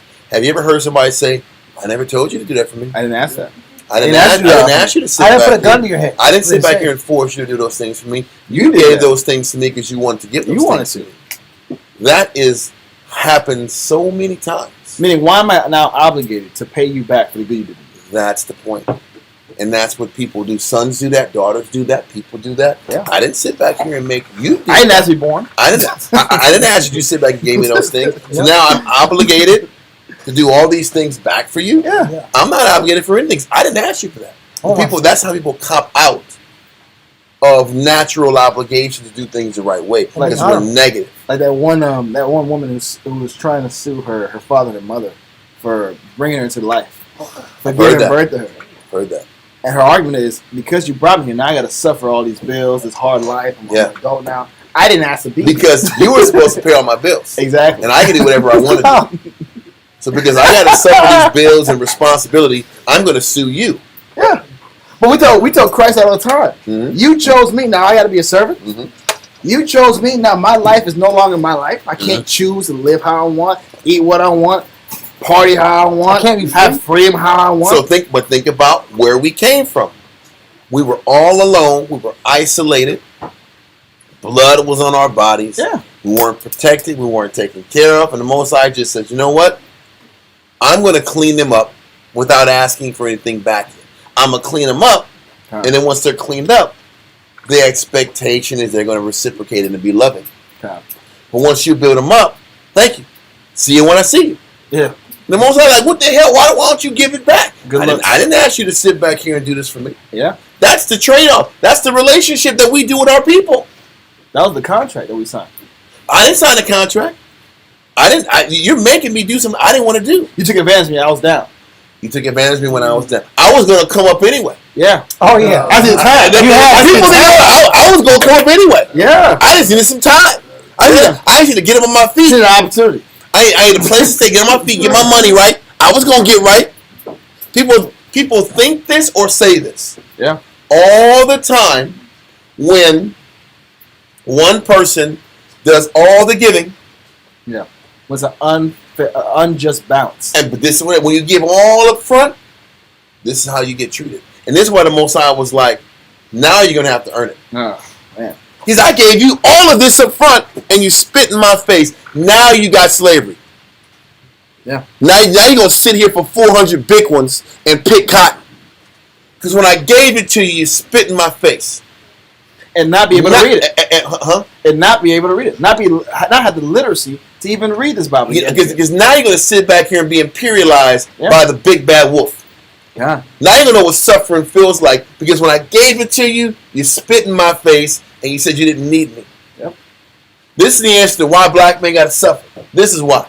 Because when you had it, and I just cleaned you up and it was first love at first sight on my You perspective, were too good. You were too much. I gave you all this and you couldn't even give me love back. Never again. That's what the Most High saying. Never again. You can't reciprocate. Because you ain't got the heart to reciprocate because you got that malignant root in you. That evil, one-way, taking ass spirit that's inside of you. Now I got to completely break you down. Yeah. So you can remember. That's what the Most High says when Christ comes back and he changes our heart. Then we're going to loathe ourselves. Yep. For how wicked we were and how lack of an appreciation we have for the Most High from the very beginning. Because he says he's going to change our heart for us to even get to the point where we will look at ourselves and say, we were bad children. Yeah. I was a bad wife. Because without changing our heart, we lack the capacity Look outside. to even acknowledge that we were hateful and ungrateful. Bro. Read verse 14. God. Job chapter 20 and verse 14. 21. 21 verse 14. Therefore they say unto the Most High, depart from us, for we desire not the knowledge of thy ways. And you know how you say depart from us? What's going on over there? I hear some music bouncing over there. Doosh, doosh, doosh, That Dembo. doosh. Dembo? What I don't know. Bro. Dembo. Whatever the hell you're listening to. You sitting back here. What's going on there? It's like the Judah, or it's the Dominican version of like Judah drill music. Oh my goodness! They go hard. Well, I guess so. But it's a different spirit. No spirituality over there. And that's the point. And that's the damn point. Now we want to sit back here and strut our stuff and all our accomplishments to somebody else. Yeah. And not just keep that love and attention at home. Yeah. Which is what we were created to do. We were obligated with being built and developed by the Most High to pay it forward back to the Most High. We don't do that. Because the flesh lusted to what? I remember brother 10 years ago, the water for teach me all these things. Now I can go live my life, do what I want to do. Yeah. And he was dead honest. Serious. He said, hey, I just want to let you know I want the water for the councils, the water for the development, the water for the teaching and the training. Now I can sit back here and take the training and build myself up and live the life I want to live. I was like, whoa, that's amazing. And he was dead honest, very clear with his intentions and what he's going to do with it. But I'm nothing. But that's how the Most High feels every time he builds us up and we're going to live a life we want to live. That's how he feels. And he feels we're playing the whore. Wow. Taking all the talents and the virtues he gave us and using those virtues to make the white man some money. Using his virtues and his skills to gain fame in the world, to gain respect in the world. Take all the development he gave you to sit back here and blow yourself up and get respect in a world that never respected you without the Most High's virtues. Does it make more sense now? How we're bringing this story of us being an unfaithful wife to home? Hold that verse and go to Wisdom of Solomon chapter 14, verse 22 through 30. Now, this chapter deals with how idolatry has always been our Achilles heel throughout our history. It was our desire to follow idols. It was our desire to commit idolatry, which is why there was always this interruption, space and this distance between a gulf between us and the Heavenly Father. And idolatry was always the culprit. Okay? And when you're sitting back here reading Ezekiel 16, he talks about how we played the harlot, which is really talking about the idolatry we tapped into. Okay? So, let's read that. Wisdom of Solomon 14, verse 22 down to verse 30. Wisdom of Solomon 14 and 22. Moreover, this was not enough for them. So, the Most High developing us, putting his arm around us, teaching us, healing us, building us up from nothing, knowing that we loathed ourselves and hated ourselves. He was like, he built us from scratch, made us something into nothing. The scripture says that moreover, this was not enough for them. All that love and attention the Most High gave us wasn't enough for us. Because when you're dealing with the spirit who hates themselves, nothing is good enough for them. And when you loathe yourself and your self-esteem is in the dump, nothing good really sticks. Because most people haven't learned to be appreciative for all the blessings the Most High numerously gives us. So, let's continue. And moreover, this was not enough for them, that they erred in the knowledge of the Most High. They erred in the knowledge of the Most High because they were never about really understanding the Most High. We were about getting benefits. We were about gaining something out the deal versus understanding that there's service that comes behind the lessons you learn and that you have to constantly give back to the body for everything you receive. Because once you understand the Most High is about giving you blessings of virtues, then you have to understand that once you get these virtues, those virtues are supposed to be directed at benefiting and strengthening up your nation. The intent has to be selfless in the direction that you're giving your mind to. You're not supposed to be given these virtues to build yourself up. You've already been built up. But you've been built up with virtues to give back to the sick. Yeah. Because you were once sick too. And the Most High showed you love by building you from nothing. Now you got to build others from nothing. That's what you're commissioned to do, because the Lord was commissioned to give it to you. Read on from the top. Con. Moreover, this was not enough for them, that they erred in the knowledge of the Most High, but whereas they lived in the great war of ignorance. He says they lived in the great war of ignorance. Wow. What is the great war of ignorance? Our life. Well, this is the great war of ignorance. Yeah. Hold this. It just hit me in the head. James 4. Crazy. What verse we on? We're in the Bible. It's the Bible?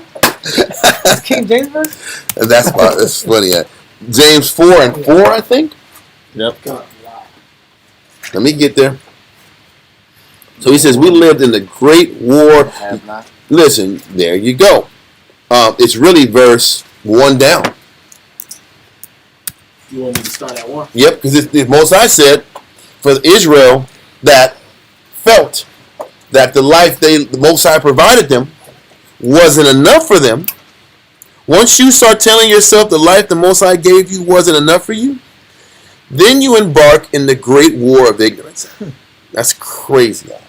Now, what the great war of ignorance is, verse 1 of James 4 down.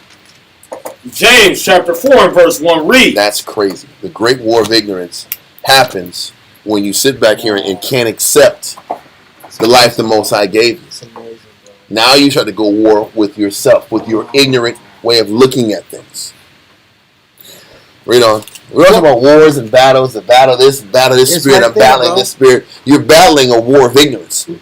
Why are you fighting something that you don't really need? Why are you fighting this lust and this doubt and this hatred? Most High freed you from all that. Just lock it to Him. Oh, man. Read it from the top, sir. Come, verse 1. The great war of ignorance. From whence come wars and fightings among you? Where did these great wars of ignorance come from? Where did the great wars of ignorance come from? Why our brothers and sisters can't get past themselves? They can't find happiness in this life. They can't find peace of mind. They can't have a clear outlook. They can't see the good in nothing. They're always angry. Nothing's ever good enough. That's the great war of ignorance. Can't get out of your head. Can't see good if it smacks you in the face a couple times and slaps you a couple times. There's nothing good around me. This is all difficulties right here in your face. You can't see it. We're so sick we can't even see blessings right in front of us. And good. We normalize chaos. Because in our mind, if it's not chaotic and demented, and it's not right. It's not sick or not. You want to do it. Stability is formed. Yeah. And the stability makes you fearful. Yeah. And this is too quiet. I don't know if this is right. Yeah. It's too easy. There's got to be something happening that's going to come behind it and be bad. I'm used to getting shot at. Yeah. That's what brothers say. Brothers literally say that stuff. Like, this neighborhood, they get in my neighborhood sometimes. They get the new black person, and they're like, get in my neighborhood, and they're like, dog, I ain't used to this. They always say that's always the conversation. You know, there's something crazy about to happen. No, it's not. No ambulances. In suburbia, you might have a quiet couple weeks. Ain't no gunshots out here? No, it's not. Where we at, dog? There might be We're some. conditioned to look at things in a crazy way. Yeah. This is the war of ignorance. Yeah. Why is all of a sudden there's wars and fightings amongst you? Yeah. Read on. From whence come wars and fightings among you? Come they not hence, even of your lust that war in your members? All the scriptures are saying is the wars come because deep down the Most High isn't enough. The wars come because what the Most High has provided you just wasn't enough. Now the wars come. When the Most High brings a positive relationship to you, the wars come. And what's Because a positive relationship isn't enough. And what's another word for war? Struggle. Yeah. It's the great struggle Of ignorance. So we can say war. People like, man, like Gulf doesn't war, doesn't. You know, Vietnam. listen, Similar bro, to Vietnam. You're similar to Vietnam. It's a mental struggle. Yeah, but the war is a struggle. That's the root of war.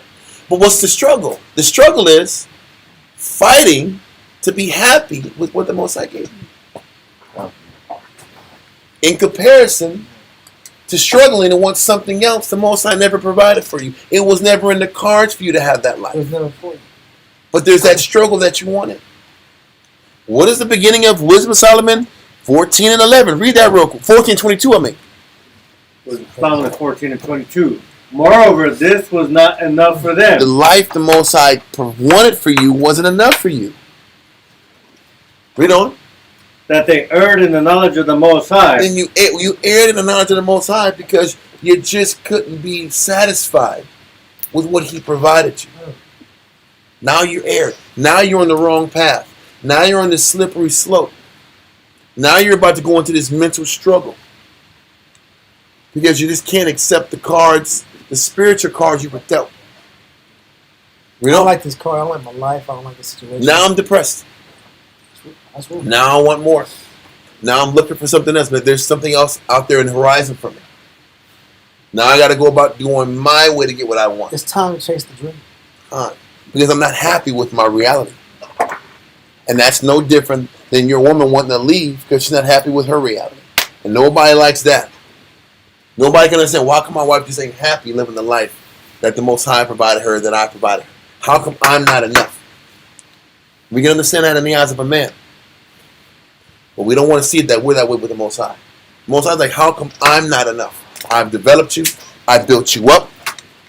I've strengthened you. I've built your spirit up. I've protected you from danger countless times. How come I'm not enough? But you err in the eyes of the Most High because of a lack of acceptance.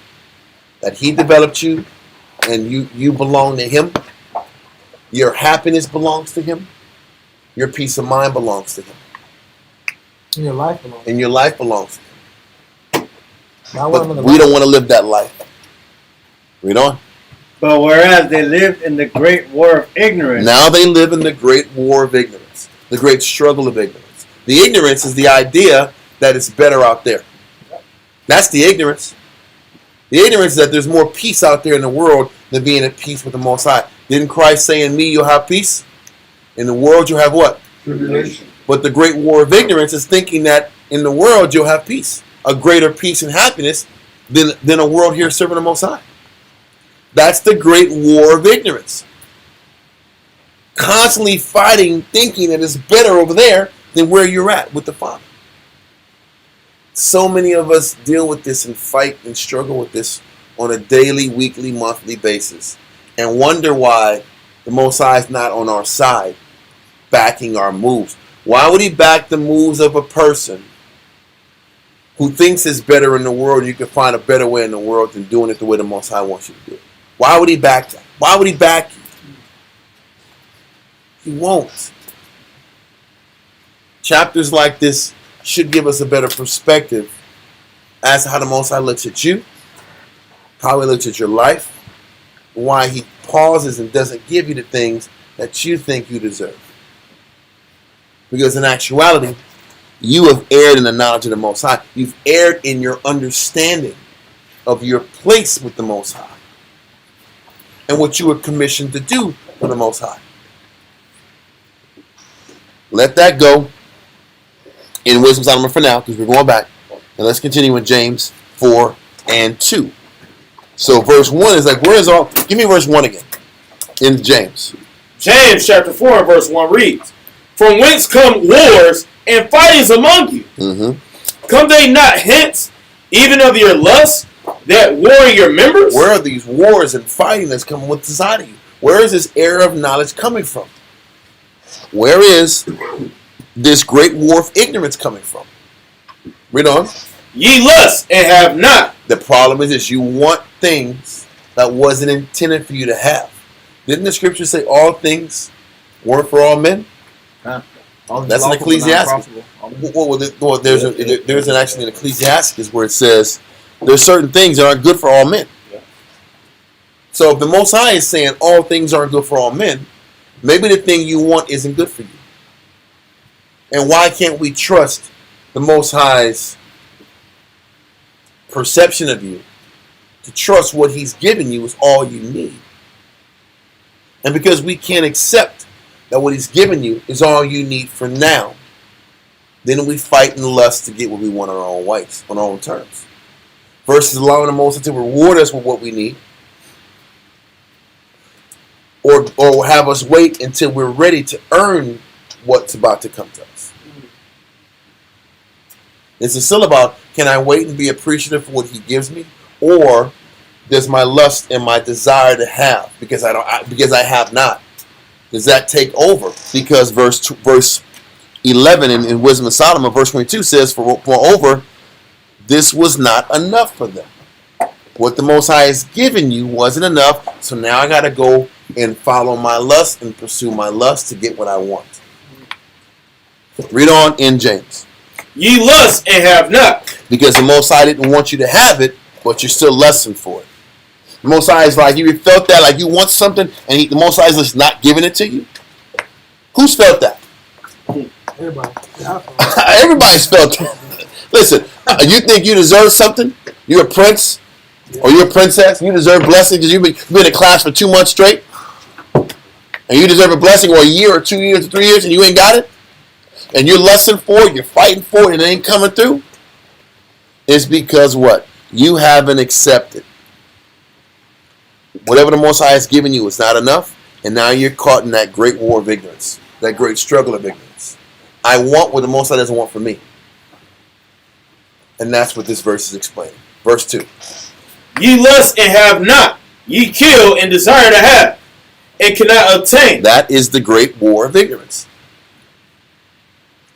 Now, the more you lust and push for what you want, the further you're distancing yourself from the Most High, and the more you're becoming a what of the Lord? An enemy, like chapter 4 talks about. You go from lusting to adultery.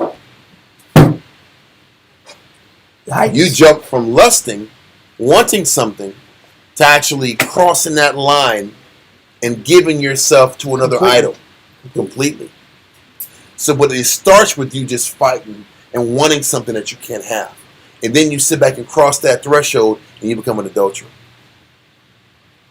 Then he says, friendship with the world makes you an enemy with the Lord. But the friendship with the Lord starts off with the fact that I just want something the Most High said I don't want you to have. Then it manifests into more than that. Then you become an enemy. And that's that great war of ignorance. Are you humble enough to maybe want something the Most High doesn't intend you to have? And then you lust and you fight and you don't get it. And then you learn to accept, okay, this isn't meant for me, and fade back and wait. Or do you keep pushing and pushing and pushing to get what you want? Is not meant for me.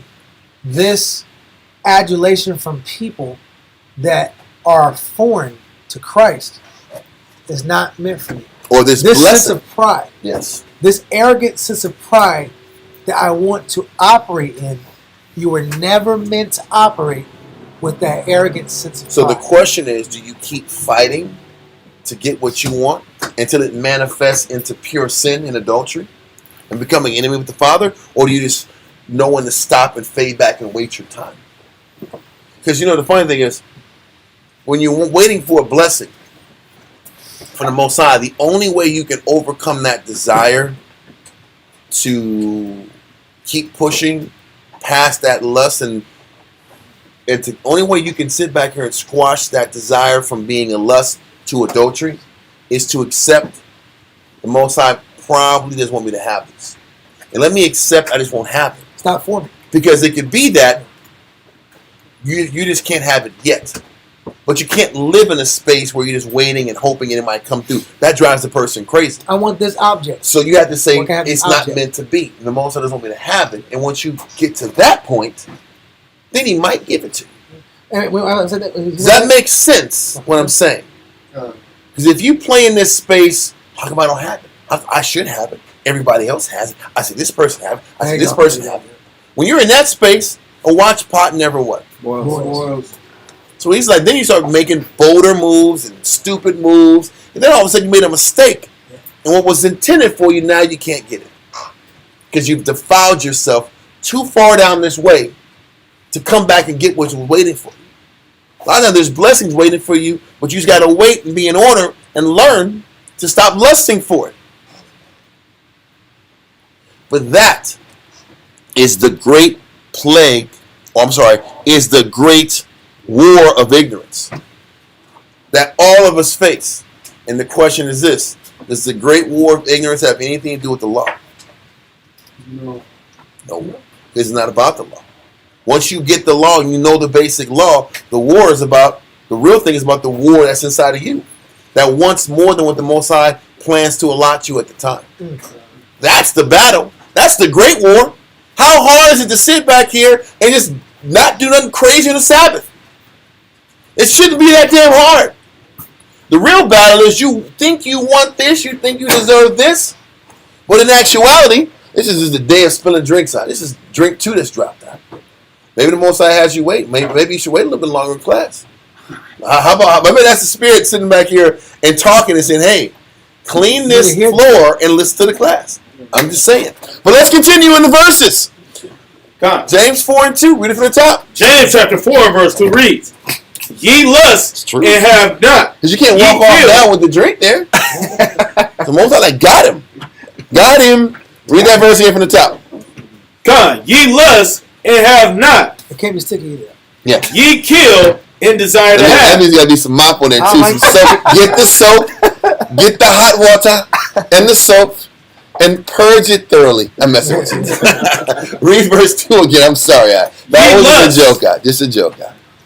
Ye lust and have not. Mm-hmm. Ye kill and desire to have. There's that great war of ignorance. Read on. And cannot obtain. Ye fight in war, yet ye have not, because ye ask not. Because each and every one of us has faced this, probably multiple times. And this is what we all face. The question is, are we smart enough to stop pushing it and know when to just let it go and say, this is not meant for me? That's the question. Are we humble enough? Do we have enough counselors in our ear to say, hey man, that's enough, you're pushing too far? It's too much. It's not, this isn't the season. Let it go. But the Most High is saying this dynamic in Ezekiel 16, we just throw all caution to the wind and we go and pursue our lovers. Yeah, we have pride. We pursue our lovers. We pursue the things we love. Yeah. That's what hurt the Most High. It's one thing to want something, stick your neck out a little bit and see if it's going to work out, and then fade back. Then how we wrote in Ezekiel 16 is that we're built up. It's time for me to get what I want. I'm going to get what I want. That's the difference. At any cost. Yeah. Pride tells us we deserve it. Yeah. Because I've been up under this man for so long. I've endured all this thing this man put me through. I deserve this now. All my whole life was suffering and dedication and suffering and dedication. Now let me do what I want to do now. Not realizing the suffering and dedication is what made you worth a damn. And without the suffering and dedication, you're nothing. That's what we forget. Without the sacrifice and the humility and the change and all the things you have to fix what's inside of you. That's what gives you any kind of value in the eyes of the Heavenly Father. And when you start trying to parade those virtues around to the rest of the world, is what vexes the Most High to the highest degree. So, where are we at in verse 3? James chapter 4 and verse 3 reads, ye ask and receive not, because ye ask amiss, that ye may consume it upon your lusts. Ye adulterers and adulteress, know ye not? Okay, I'm sorry. Read verse 3 again. Come. James chapter 4 and verse 3 reads, ye ask and receive not, because ye ask amiss, that ye may consume it upon your lust. You know what people want to do? People want attention. Yeah. People have an effeminate reaction like a rib. When I say effeminate rib, there's some ribs that I don't even understand. I want to start a fight with you. Because this fight that I start with you, any attention is what? Better than no attention. I just want attention. And the problem with the black man I'm gonna use the black man. Yeah. The problem with the black man does anything for attention. The black man puts a skirt on and raps with the AK for attention. Yeah. The black man puts a suit and tie on and secretly he's effeminate in the background for attention. The black man will sit here and do sports and get in shape and get striations and work hard. But what's it really for? It's for attention. The black man will buy a car, blow his back, blow the money, blow the cash, blow the dough. He could have bought a house. He could have bought his mama a house. He could have had a trust fund. But he went to the club, spent $200,000. He bought the bar. He bought the bar. Why did he buy the bar? Because he likes to drink? He bought the bar How for much attention. alcohol did he drink when he bought the bar? So you have the by the bar guy, you have the athlete, you have the ghetto fabulous, you also have the middle class guy.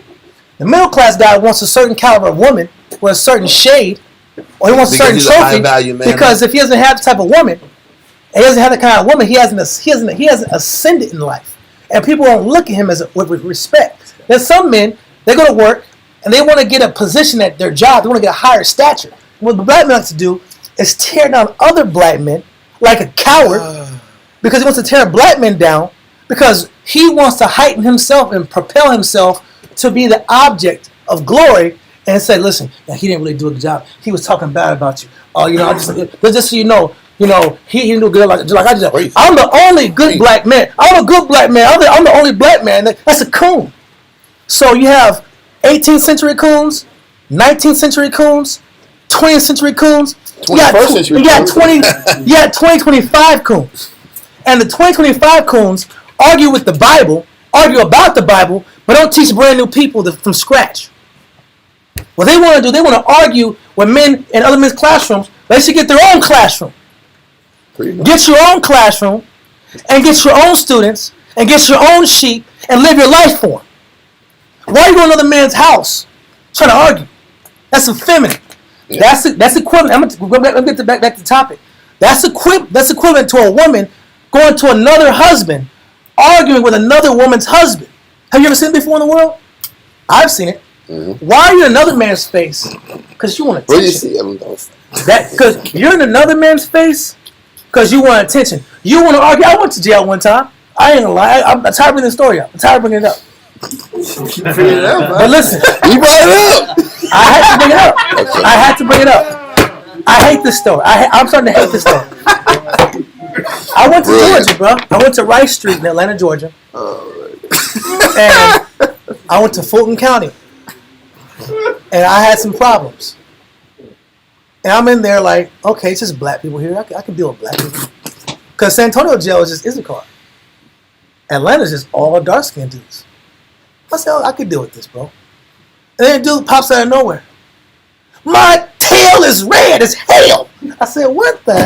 He said, my tail is red as hell. We gotta stay. I'm gonna stay on top and get back on top. You stay on top. I'm on top for a reason. I'm saying this for a reason. So he pops up and he says it 3 times. He says it 3 times. Then another dude gets up, gray beard, salt and pepper, with a great afro, and says, make sure it's a PG version. I'm going PG all day. Shut the F up, you da little. That's PG-13. So I thought what he was doing. Yeah, that's 13. I thought he was attacking the weak spirit that was in the room that was projecting himself on everybody else out unnecessarily. And then what he did was secretly there was a homoerotic agreement. A homoerotic agreement is when you have a insatiable desire to have the same attention that a woman wants with a man. You have that same desire of attention from another man. And it's not out of the spirit of brotherhood, love, and Christ. It's in the spirit of I want to be the object of focus. That's what makes it homoerotic. So what's the bottom line? So we get back to class. The war of ignorance that Israel deals with is they're fighting for attention by any means.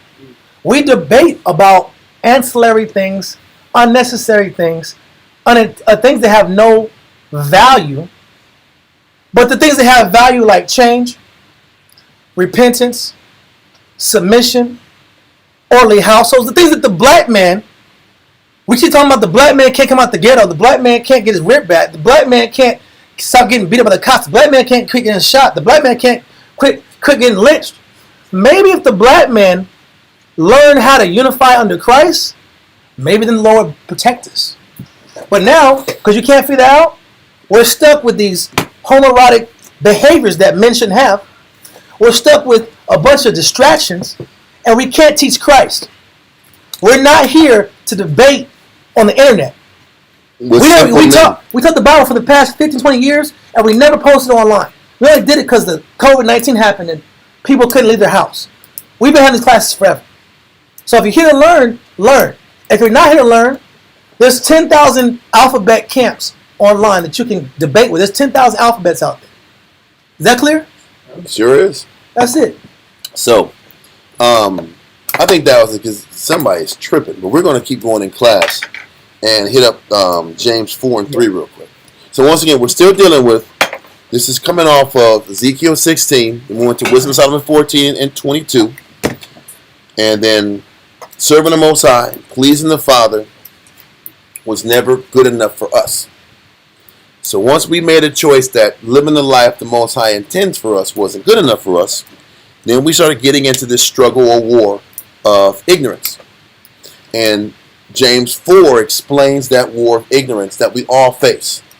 The only difference is some of us fight that ignorance and control it, and others, we sit back and give ourselves to the ignorance and suffer the consequence behind it. Read verse 3. What does it mean to give ourselves to ignorance? What does that mean? The ignorance is our lust. Is that lust that's being talked about as a war in our spirits. James 4 and 3. James chapter 4 and verse 3 reads, Ye ask and receive not, because ye ask amiss. The answer to sister's question, amiss, is you asked the wrong way. A lot of times we're asking for blessings. We're asking for understanding. We're asking for good things to come our way. But we're asking the wrong way. And we're asking for the wrong thing. Read on. That ye may consume it upon your lust. Because the problem is we want things to make us feel better. Versus having the understanding that the Most High developed us, built us up, protected us, so that we can sit back here and shower our love and praise and appreciation to the power, the only power that looked after us when nobody else looked after us. There is an understanding that we're supposed to be allegiant and loyal to the Heavenly Father for all the good He's done. We don't owe the Lord. But how we think we were given all these blessings from the Most High so that we can use it to get more blessings, to get more things. Is it a form of materialism, or is it just a form of being shallow, or what is it? We went up to a lot earlier in Ezekiel 16, how we had a low self-esteem. We loathed ourselves. We hated ourselves. And a major aspect of us hating ourselves is when a person has a low self-esteem, they got to keep getting things and having things to feel good about themselves. To temporarily keep them. Because without constantly getting things, you're going to feel low again. And what the Most High was showing us, we were supposed to just sit back here, and the Most High was supposed to fulfill all those needs inside of us. But it was never enough. That's why you got Israelites now who are depressed and sad. When the Most High has done all nothing but protect them and look after them, they're still not happy. This is how the Most High is looking. And when people are unhappy, even though the Most High has showered them with blessings, now you got lust on you. Now let me get this. I need something else. I need something else to validate me.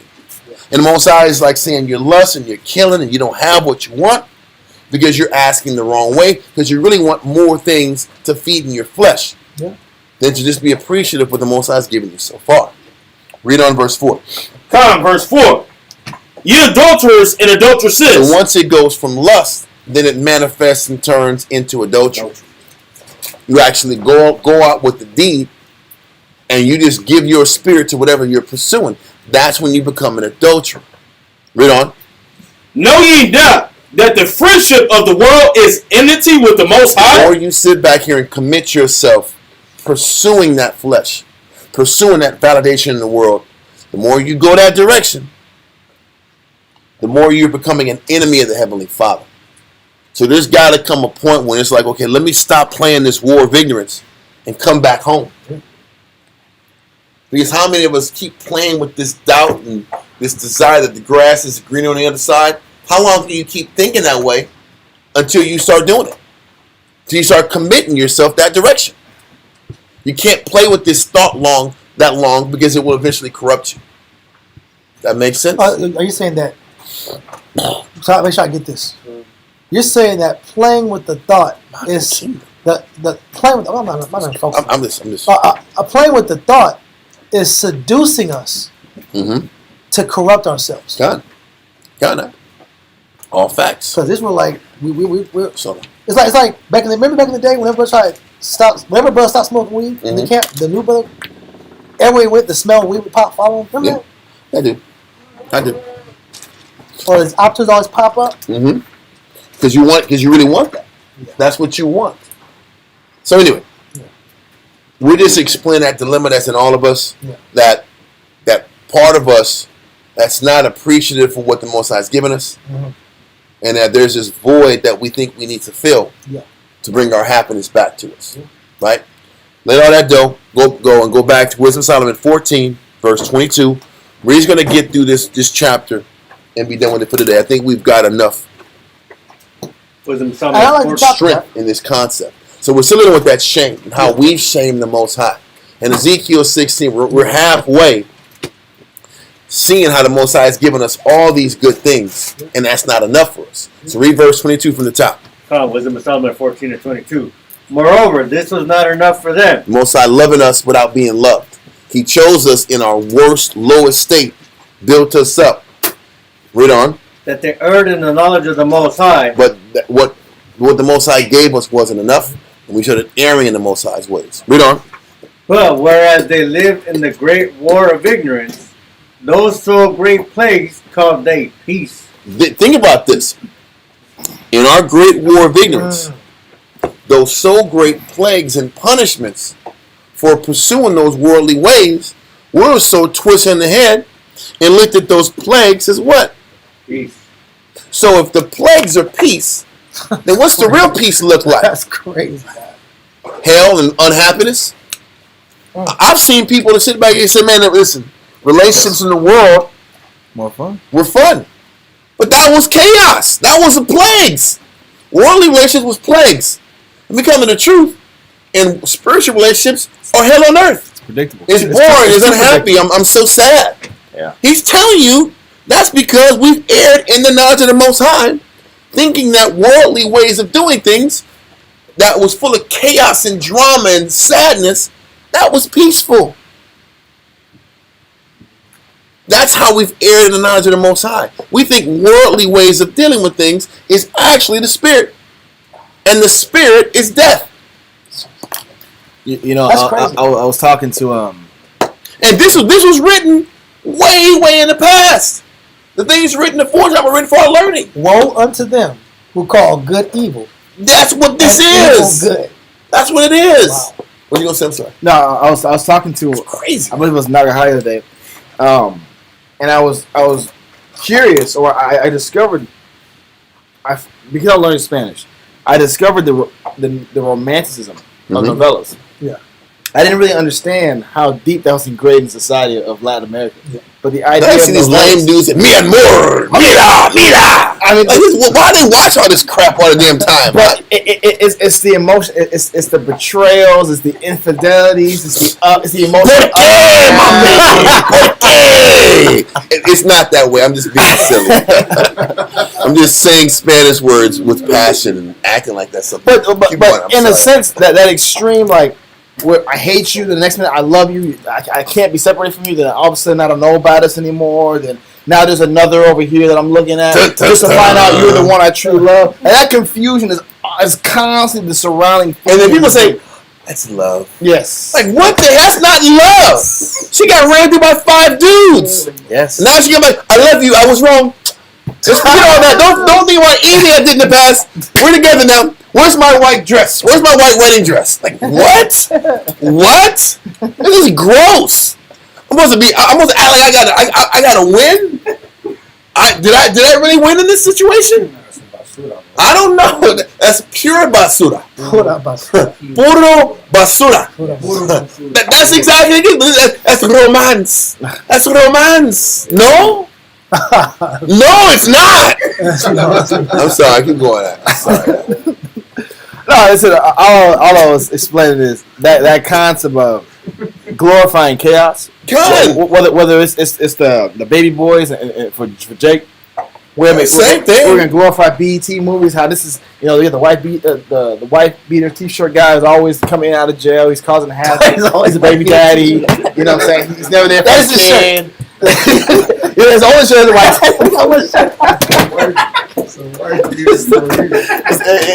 It's the same white beater. It's all facts, bro. He's at order, but these stereotypes we glorify. We glorify because we keep repeating it. And we think that's great. And then we visualize ourselves doing it, living that way too. Yeah. And then if we don't have that crazy drama, there's something missing in my life. So what? Yeah. Boredom? Yeah. That's what's missing? Chaos, fights, arguments, glasses breaking, holes in the wall. wall. Glass, holes in the wall. The police is showing too. Police, they know you by first name. Mr. Charlie showing up. I was at Johnson's house. Listen, Mr. Johnson, come on. Mr. Charlie comes through. And then it's cool. It's cool if your wife is crazy, and then when the cops come, she backs you up. It was nothing. Yeah. I just leave him alone. He didn't do nothing. Jody didn't do nothing. How about Judge go back to jail? He probably like parole because the cops probably popped. That's what really happened. I love you, Jody. I wait for you. Like what? This is crazy. That's my point. So now I'm obligated to be right. I'm gonna be a better woman now. Get out of here. This is craziness, right? And we think that's peace. Yeah. Read that verse again at the bottom. He says, whereas they lived in the great war of ignorance. But whereas they lived in the great war of ignorance, those saw great plagues called they peace. Listen, we have conditioned our minds to look at the curses the Most High puts in our life as punishment for wickedness as peace. All the stings in the fire, man, that's just good passion, man. That's how love's supposed to be. They want to be. They want to be a Tyler Perry movie. Man.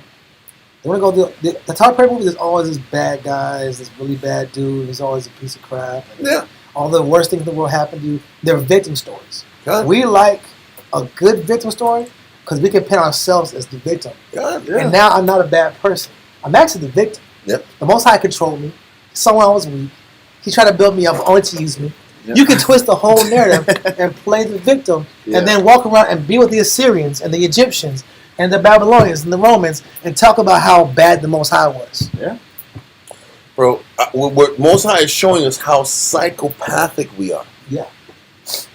We sin, we go against the Most High, we're not appreciative of what He's given us. Mm-hmm. Then we go through this war of ignorance, which is casualties and punishments and mistakes and a trail of sin. Yeah. Then we sit back and tell ourselves that chaos is what makes life worth living. Because I'd rather live life like this than sit back here and just have plain Jane, regular, stable life of obedience and just locking in with the power who's loved you this entire time. We look at that as hell. We look at serving the Most High as a death sentence. You know, all I got to do, all I get to do is get up in the morning and work for the Most High and go home and not have chaos in my life? That's it? That's all I get is peace? I got a class coming down the line about what our version of peace versus what the Most High's version of peace is. Two different things. The Most High's version of peace is freedom from enemies, enough food to eat, an opportunity to raise your children the right way. The end. We don't like that deal. We want more than peace and enough food in your belly and an opportunity to have sovereignty and raise your kids the right way. We want more than that. What about passion and love? What about this fun? What about dysfunction? What we really saying? That's what we're saying. We like dysfunction because we are dysfunctional. Simple as that. Every beast will cleave to his life. And that's why it says the so great plagues, we call them peace. Read on, verse 23. Verse 23. For whilst they slew their children in sacrifice. Now, back in the day, we literally killed our children for Moloch and all the other idols we serve. We slay our children nowadays because we pursue our own life. Yeah. We pursue our dreams and make sure the children get the you-know-what end of the stick. It's still about selfishness. In the past, you literally kill your firstborn for blessings. We sit back here and kill our children's spirit in the pursuit of our own lives. For liberty. For liberty. It's us leaving our children and abandoning them now is the same reason we abandon the Most High. The Most High demanded too much time of us. Our children demand too much time out of us. Yeah. We want to be free to live our life. Read on. Or use secret ceremonies, or made revelings of strange rites. But the strange rites and the strange ceremonies was to benefit you. And this is why we did them. We did them back then for those reasons. We do them now for these days. We do whatever we want to do that's strange and obtuse in the Most High's eyes because we seek an advantage from it. People just didn't serve idols to serve idols, bro. We served idols to get an advantage. Yeah, it wasn't just to do it. Con. We've been going over in Sabbath classes about the Jews that were pursuing the Greek way of life. Yeah. Versus the Israelites that were pushing the Most High's way. People don't realize what a prevalent debate was back then was, like I said earlier, the idea that when you die, what's waiting for you. Because the Israelites who were pushing the Greek way, this ties into Wisdom of Solomon 2. The Israelites pushing the Greek way didn't think that when you die, there's anything left. So that was the reason to go live your life, get the most out of the life you're getting. To tap into business endeavors, tax farm, get rich, indulge the flesh because there's nothing left after that. The Israelite way was you sacrifice, you do things the right way because the Most High is watching you, and at the end you're going to be accountable for your actions. Everything you did. That was the varying mental approach about life. The pro-Greek Jews thought that you lived and you died. You know that. The Most High called them the wicked. Yeah. Wisdom of Solomon 2, the wicked, you might as well get everything you can. Because if I'm going to keep coming up, somebody got to fall. You got to max it out. But if I'm maxing myself out, somebody else got to suffer. That's the catch. Living a life of service, we all suffer so we can all gain. From the other perspective, I got to get everything I can so y'all suffer. Because when I die, I'm not coming back. It was a way of looking at life that justified wickedness and taking advantage of one another. You know, they call it now, modern day version, they call it the tyranny of the dying.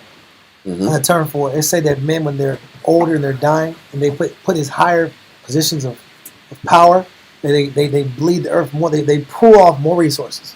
Because they know they got to go. So I might as well get more and fulfill myself more before I go out the world. Okay. So, this is how the Most High looked at us. And don't forget, Wisdom Solomon 14 and 22 is dealing with idolatry. Mm-hmm. Idolatry in different forms.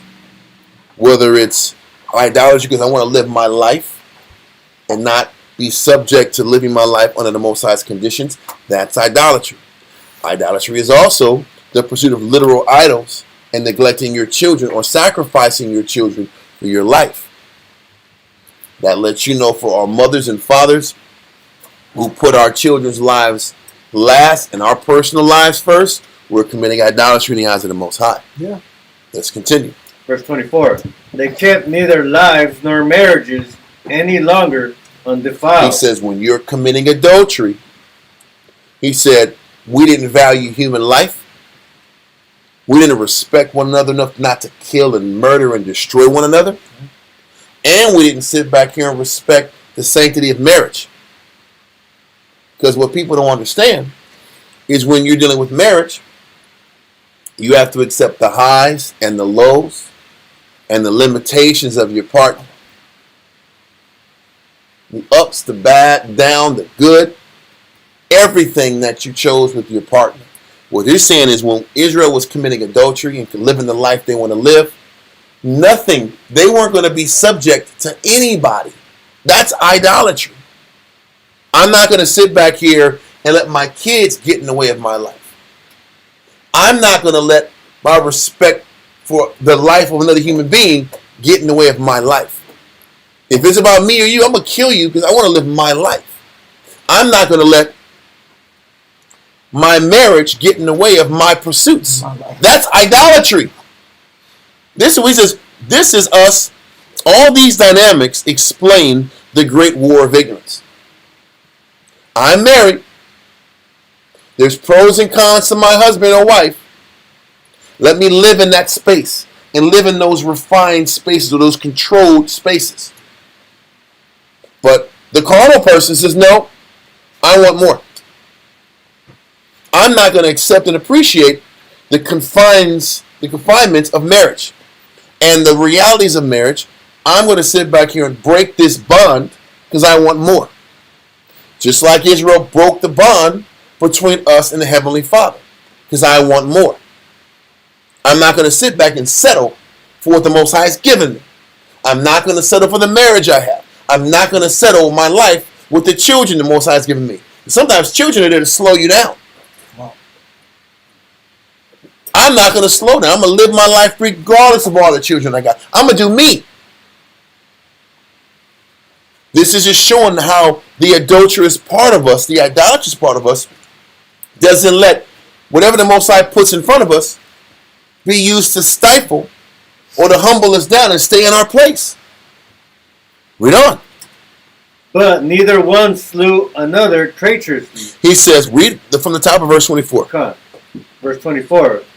They kept neither lives nor marriages any longer undefiled. He says, our people didn't keep marriages safe or sacred, or just the life of a man or a woman sacred.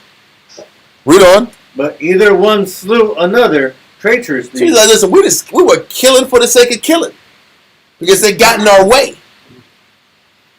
We had no respect for spiritual boundaries and the boundaries of life. Read on.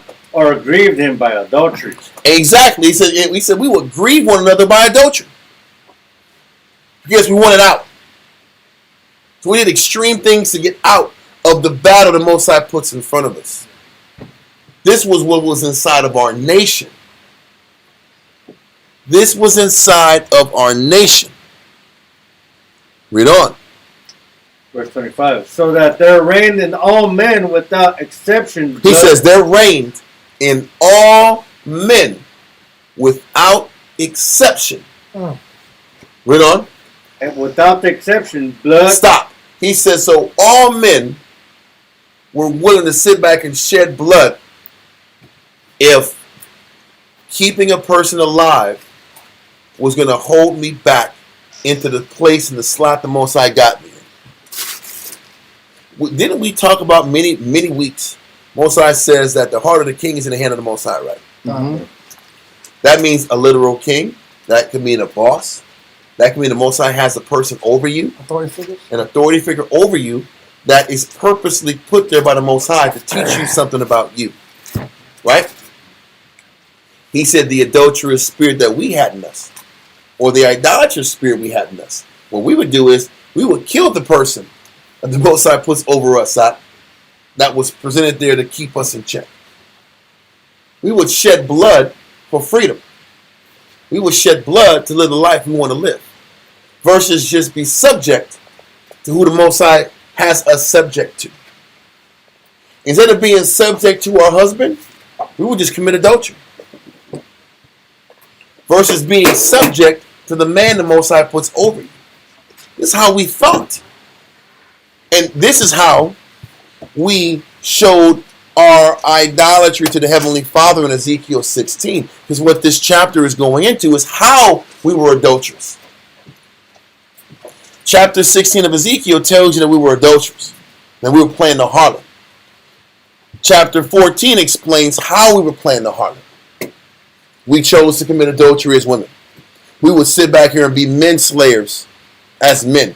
Whatever got in our way of having freedom and success, we eliminated it. We would kill our children for success. We would kill men for success. We would commit adultery for freedom. Because all these individuals represented, you can't just do what you want to do no more. You got to stay locked in and serve. And we hated the idea of service and selflessness. Read on. So that there reigned in all men without exception blood, manslaughter, theft. Why would I steal? Because I need this to feel settled in my life. I got to take this, then I'll be complete. So it's still about an obstacle the Most High constantly presents in front of you that you have to sit back here and either choose to stay locked in and wait for the Most High to remove it from you, or you take it upon your own hands to get what you want. And that's why people steal. Cross the line. Either you wait for the Most High to give you an opportunity to get it, or you take it. So it's theft, it was blood, it was, read it here from the top, that verse. Come on, verse 25. Yeah. So that there reigned in all men without exception blood, manslaughter, theft, and dissimulation. And dissimulation. Crying, what's that? Alright, simulation. Simulation. Dissimulation. Oh, dissimulation. That's right. Simulation. The act of dissembling, a hiding under a false appearance. Now, Being a fake. feigning, false pretense, hypocrisy. Dissimulation may be simply concealment of the opinions. So you know what it is? Now it's, I'm just going to conceal how I really feel and be fake around you to get what I want. Get the company. It's still about getting what you want. The backdoor way. The unrighteous way. So I'm going to steal it, or I'm going to lie so I can get what I want. I'm a lie, I'm a steal, I'm a kill. I'm gonna do whatever I got to do to circumvent what the Most High's hand on me. He's explaining that this is what idolatry is. Can I post right here? Same as that point. Okay. Hosea 4, 1 and 2. Hosea 4, 1 and 2. And the top of 3. Hosea chapter 4, verse 1. It says, "Hear the word of the Lord, ye children of Israel. For the Most High." Yeah, got it. Read one more time, a little more spirit. Hosea chapter 4, verse 1. "Hear ye the word of the Most High, ye children of Israel. Read.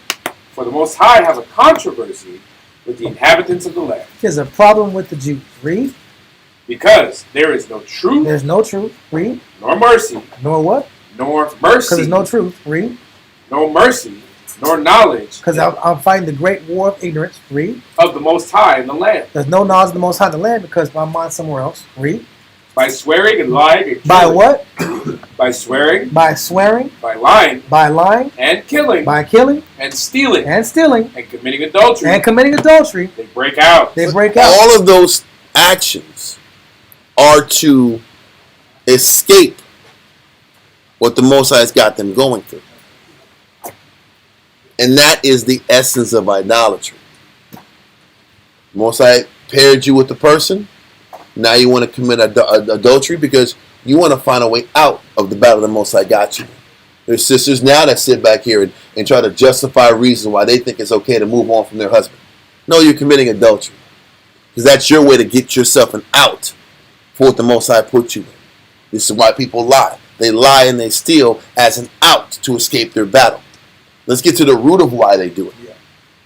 You kill because this person is an opposing force that's getting in the way of getting what you want. With that opposing force, the Most High put that opposing force there to keep you in line. He kept that husband over you to keep you in line. And we hate how the Most High puts people and obstacles in our way to prevent us from what you want for your protection. So we sit back and lust and we kill and we fight for what we want and eventually committing adultery or idolatry, whatever you want to call it. And this is what has been offensive to the Most High from the beginning. And how we sat back here and played the harlot to all the lovers in the world. We played the harlot to anybody that would listen, who will give our spirit and circumvent all the obstacles the Most High puts in front of us to get what we want. And that's what makes us the harlot. Okay. So, you done with that? Last I'm part. sorry. And blood toucheth blood. That's the end result. You're breaking the blood covenant from your marriage, and you're breaking blood, literally splitting the flesh of other people. Mm-hmm. And then read the last part, number 3, top of 3. That's it. Oh, therefore shall the land mourn. And because we're doing these actions, that's why everywhere we go, the land is mourning. We put our hands to once. God. That's it. So let's go back to Wisdom of Solomon 14, verse 25 from the top. Wisdom of Solomon 14 and 25. So that there reign in all men without exception blood, manslaughter, theft, and dissimulation, corruption, unfaithfulness, tumults, perjury. Whatever you got to do to get what you want, you're going to break, lie, cheat, and steal to get what you want. And that circumvention of what the Most High's got you going through is the sin. Read on. Disquieting of good men. When it says also we're capable of disquieting of any good influence. Israel's good for that now. We just saw some disquieting of good men.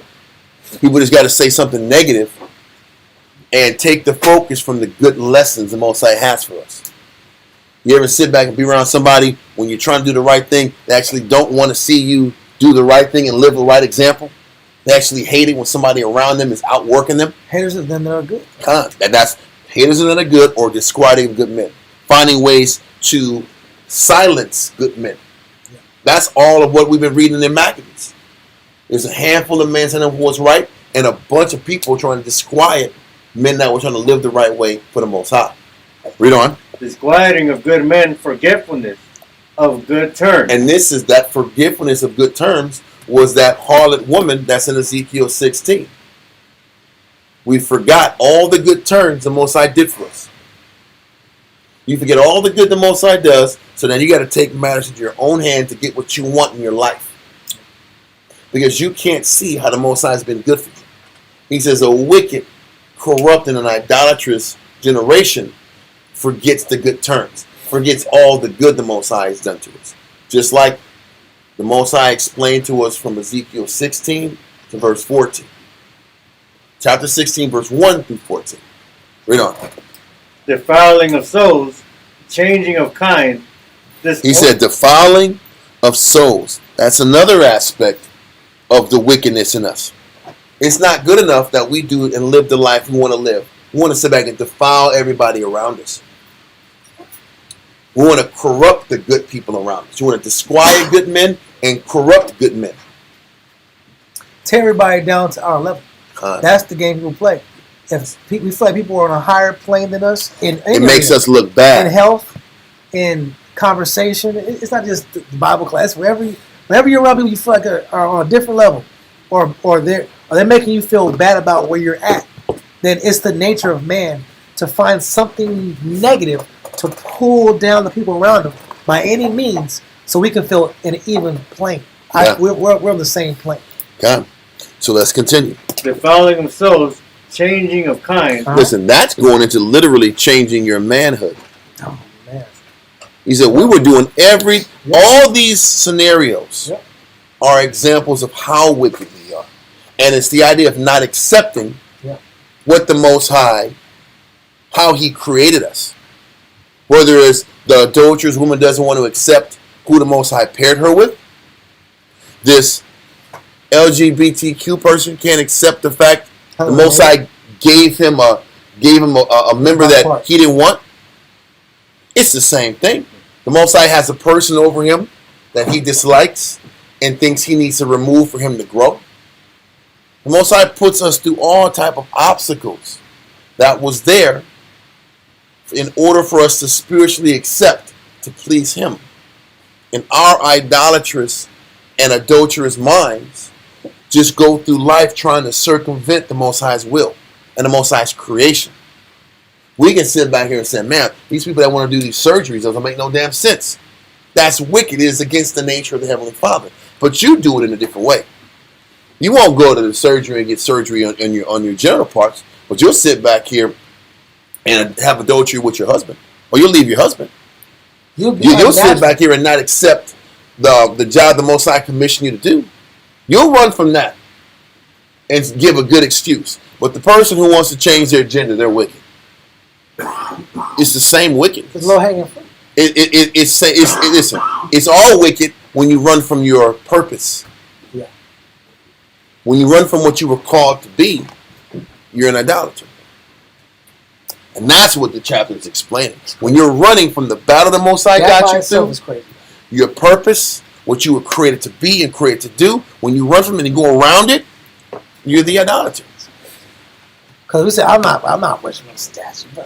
That's my point. I'm not Christian That's anymore. the point. I'm not Catholic anymore. I don't have no candles in my house anymore. God. What are you But talking when about? you run from your battle and what you were called to do, you're that adulteress.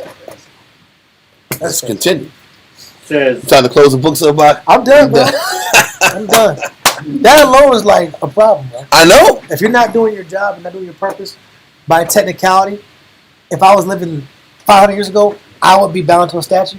God, It's no different. Like, it's the same thing. hey, we just have a different. We have a slicker way of doing it now. That's the point. I don't look bad. That's the I'm point. just But chasing that my dreams. person who wants to sit back and he's a boy wants to be a girl, he's a horrible guy. Let's get a bunch of pictures show how off he is. It's And obvious. that's true. But how about the guy that don't want to sit back and be an Israelite? How about the wife that can't accept the Most High gave her a husband that's this way And be faithful. and be faithful with him regardless? That woman's marriage is how the Most High sets up her battle for the rest of her life. And our women all the time want to run from that. Just like the men want to run from their calling. Just like the boy that wants to be a girl wants to be a girl. It's all the same. Read on. disorder in marriages. Mm-hmm. Disorder in marriages comes from the fact that one person doesn't want to accept the fact that the Most High brought these two together. Didn't the scriptures say marriage was supposed to be forever except for the what? The hardness of both of these people's hearts. But he says that idolatrous person just doesn't want to give the other person what they want. That's the hate in the wife or the hate in the husband. I am just not going to give him what he's asking for. And then get flabbergasted why it doesn't work out. No, you have a hard heart. You have an idolatrous heart. And you were looking for an out anyway because you want to be wicked. For those who it hits, it hits. It should be hitting people in this damn school who say they're affiliated with this school. Read on. Adultery and shameless uncleanness. Listen, the adultery comes after the disorder in the marriage. Because it's been bad for Because so long. I'm just not, I don't want I'm to change. I don't want to accept my life, accept my condition, accept what the Most High put me through. Then the adultery comes afterwards. It's whatever it is, I just don't want to accept the conditions the Lord put me through. In a marriage, at my job, with my career, with what I was chosen to be. I just don't accept it. So then I go about destroying it. Because if I destroy it, now I'm free. That's the wickedness of our people. And this is what, in detail, the Most High was explaining about how we were harlots to the Most High. We were harlots because we just didn't accept the life He created for us. And chose to do things. We destroyed the framework in which He built us in to live the life we want to live. And that's how we became the harlot, the hoe in the Most High's eyes. Men and women. Let me finish this real quick. Keep going. Right, both. It applies to both. But it's not just the adultery. We're the adulterous women. The men are the ones who are the adulterous men, the people in the situation. The women are a reflection of us. Read on. You know, we sit back and the woman is wicked, the woman is wicked. Well, what the wicked woman do? How about that? A wicked woman is given to what? There you go. The adulterous woman is a reflection of your adultery. How about that one? Read on. Verse 27. For the worshiping of idols, not to be named. He says the worshiping of idols. He's not going to name these idols. But the worshiping of idols, the worshiping of, or the pursuit of your life, and the things that matter to you, read on, is the beginning, the cause, and the end of all evil. Kana. You just choosing to live your life the way you want and circumventing what the Most High has prepared for you is the beginning, the reason, which is the cause. It says, and the end of all evil. It's why we became the harlot. It's why we've never lived consistently serving the Most High throughout all of history. Because the idol, the number one idol is our desire. Now, all these different idols provide different opportunities and different rewards. But your desire will take you to the idol of your choice. So your desire is the idol. And the lack of acceptance of all the good turns the Most High gave you, it is the beginning, cause, and end of all wickedness. Does that make sense? And with that, we'll end up class, y'all. The water tuning in. See y'all on Wednesday.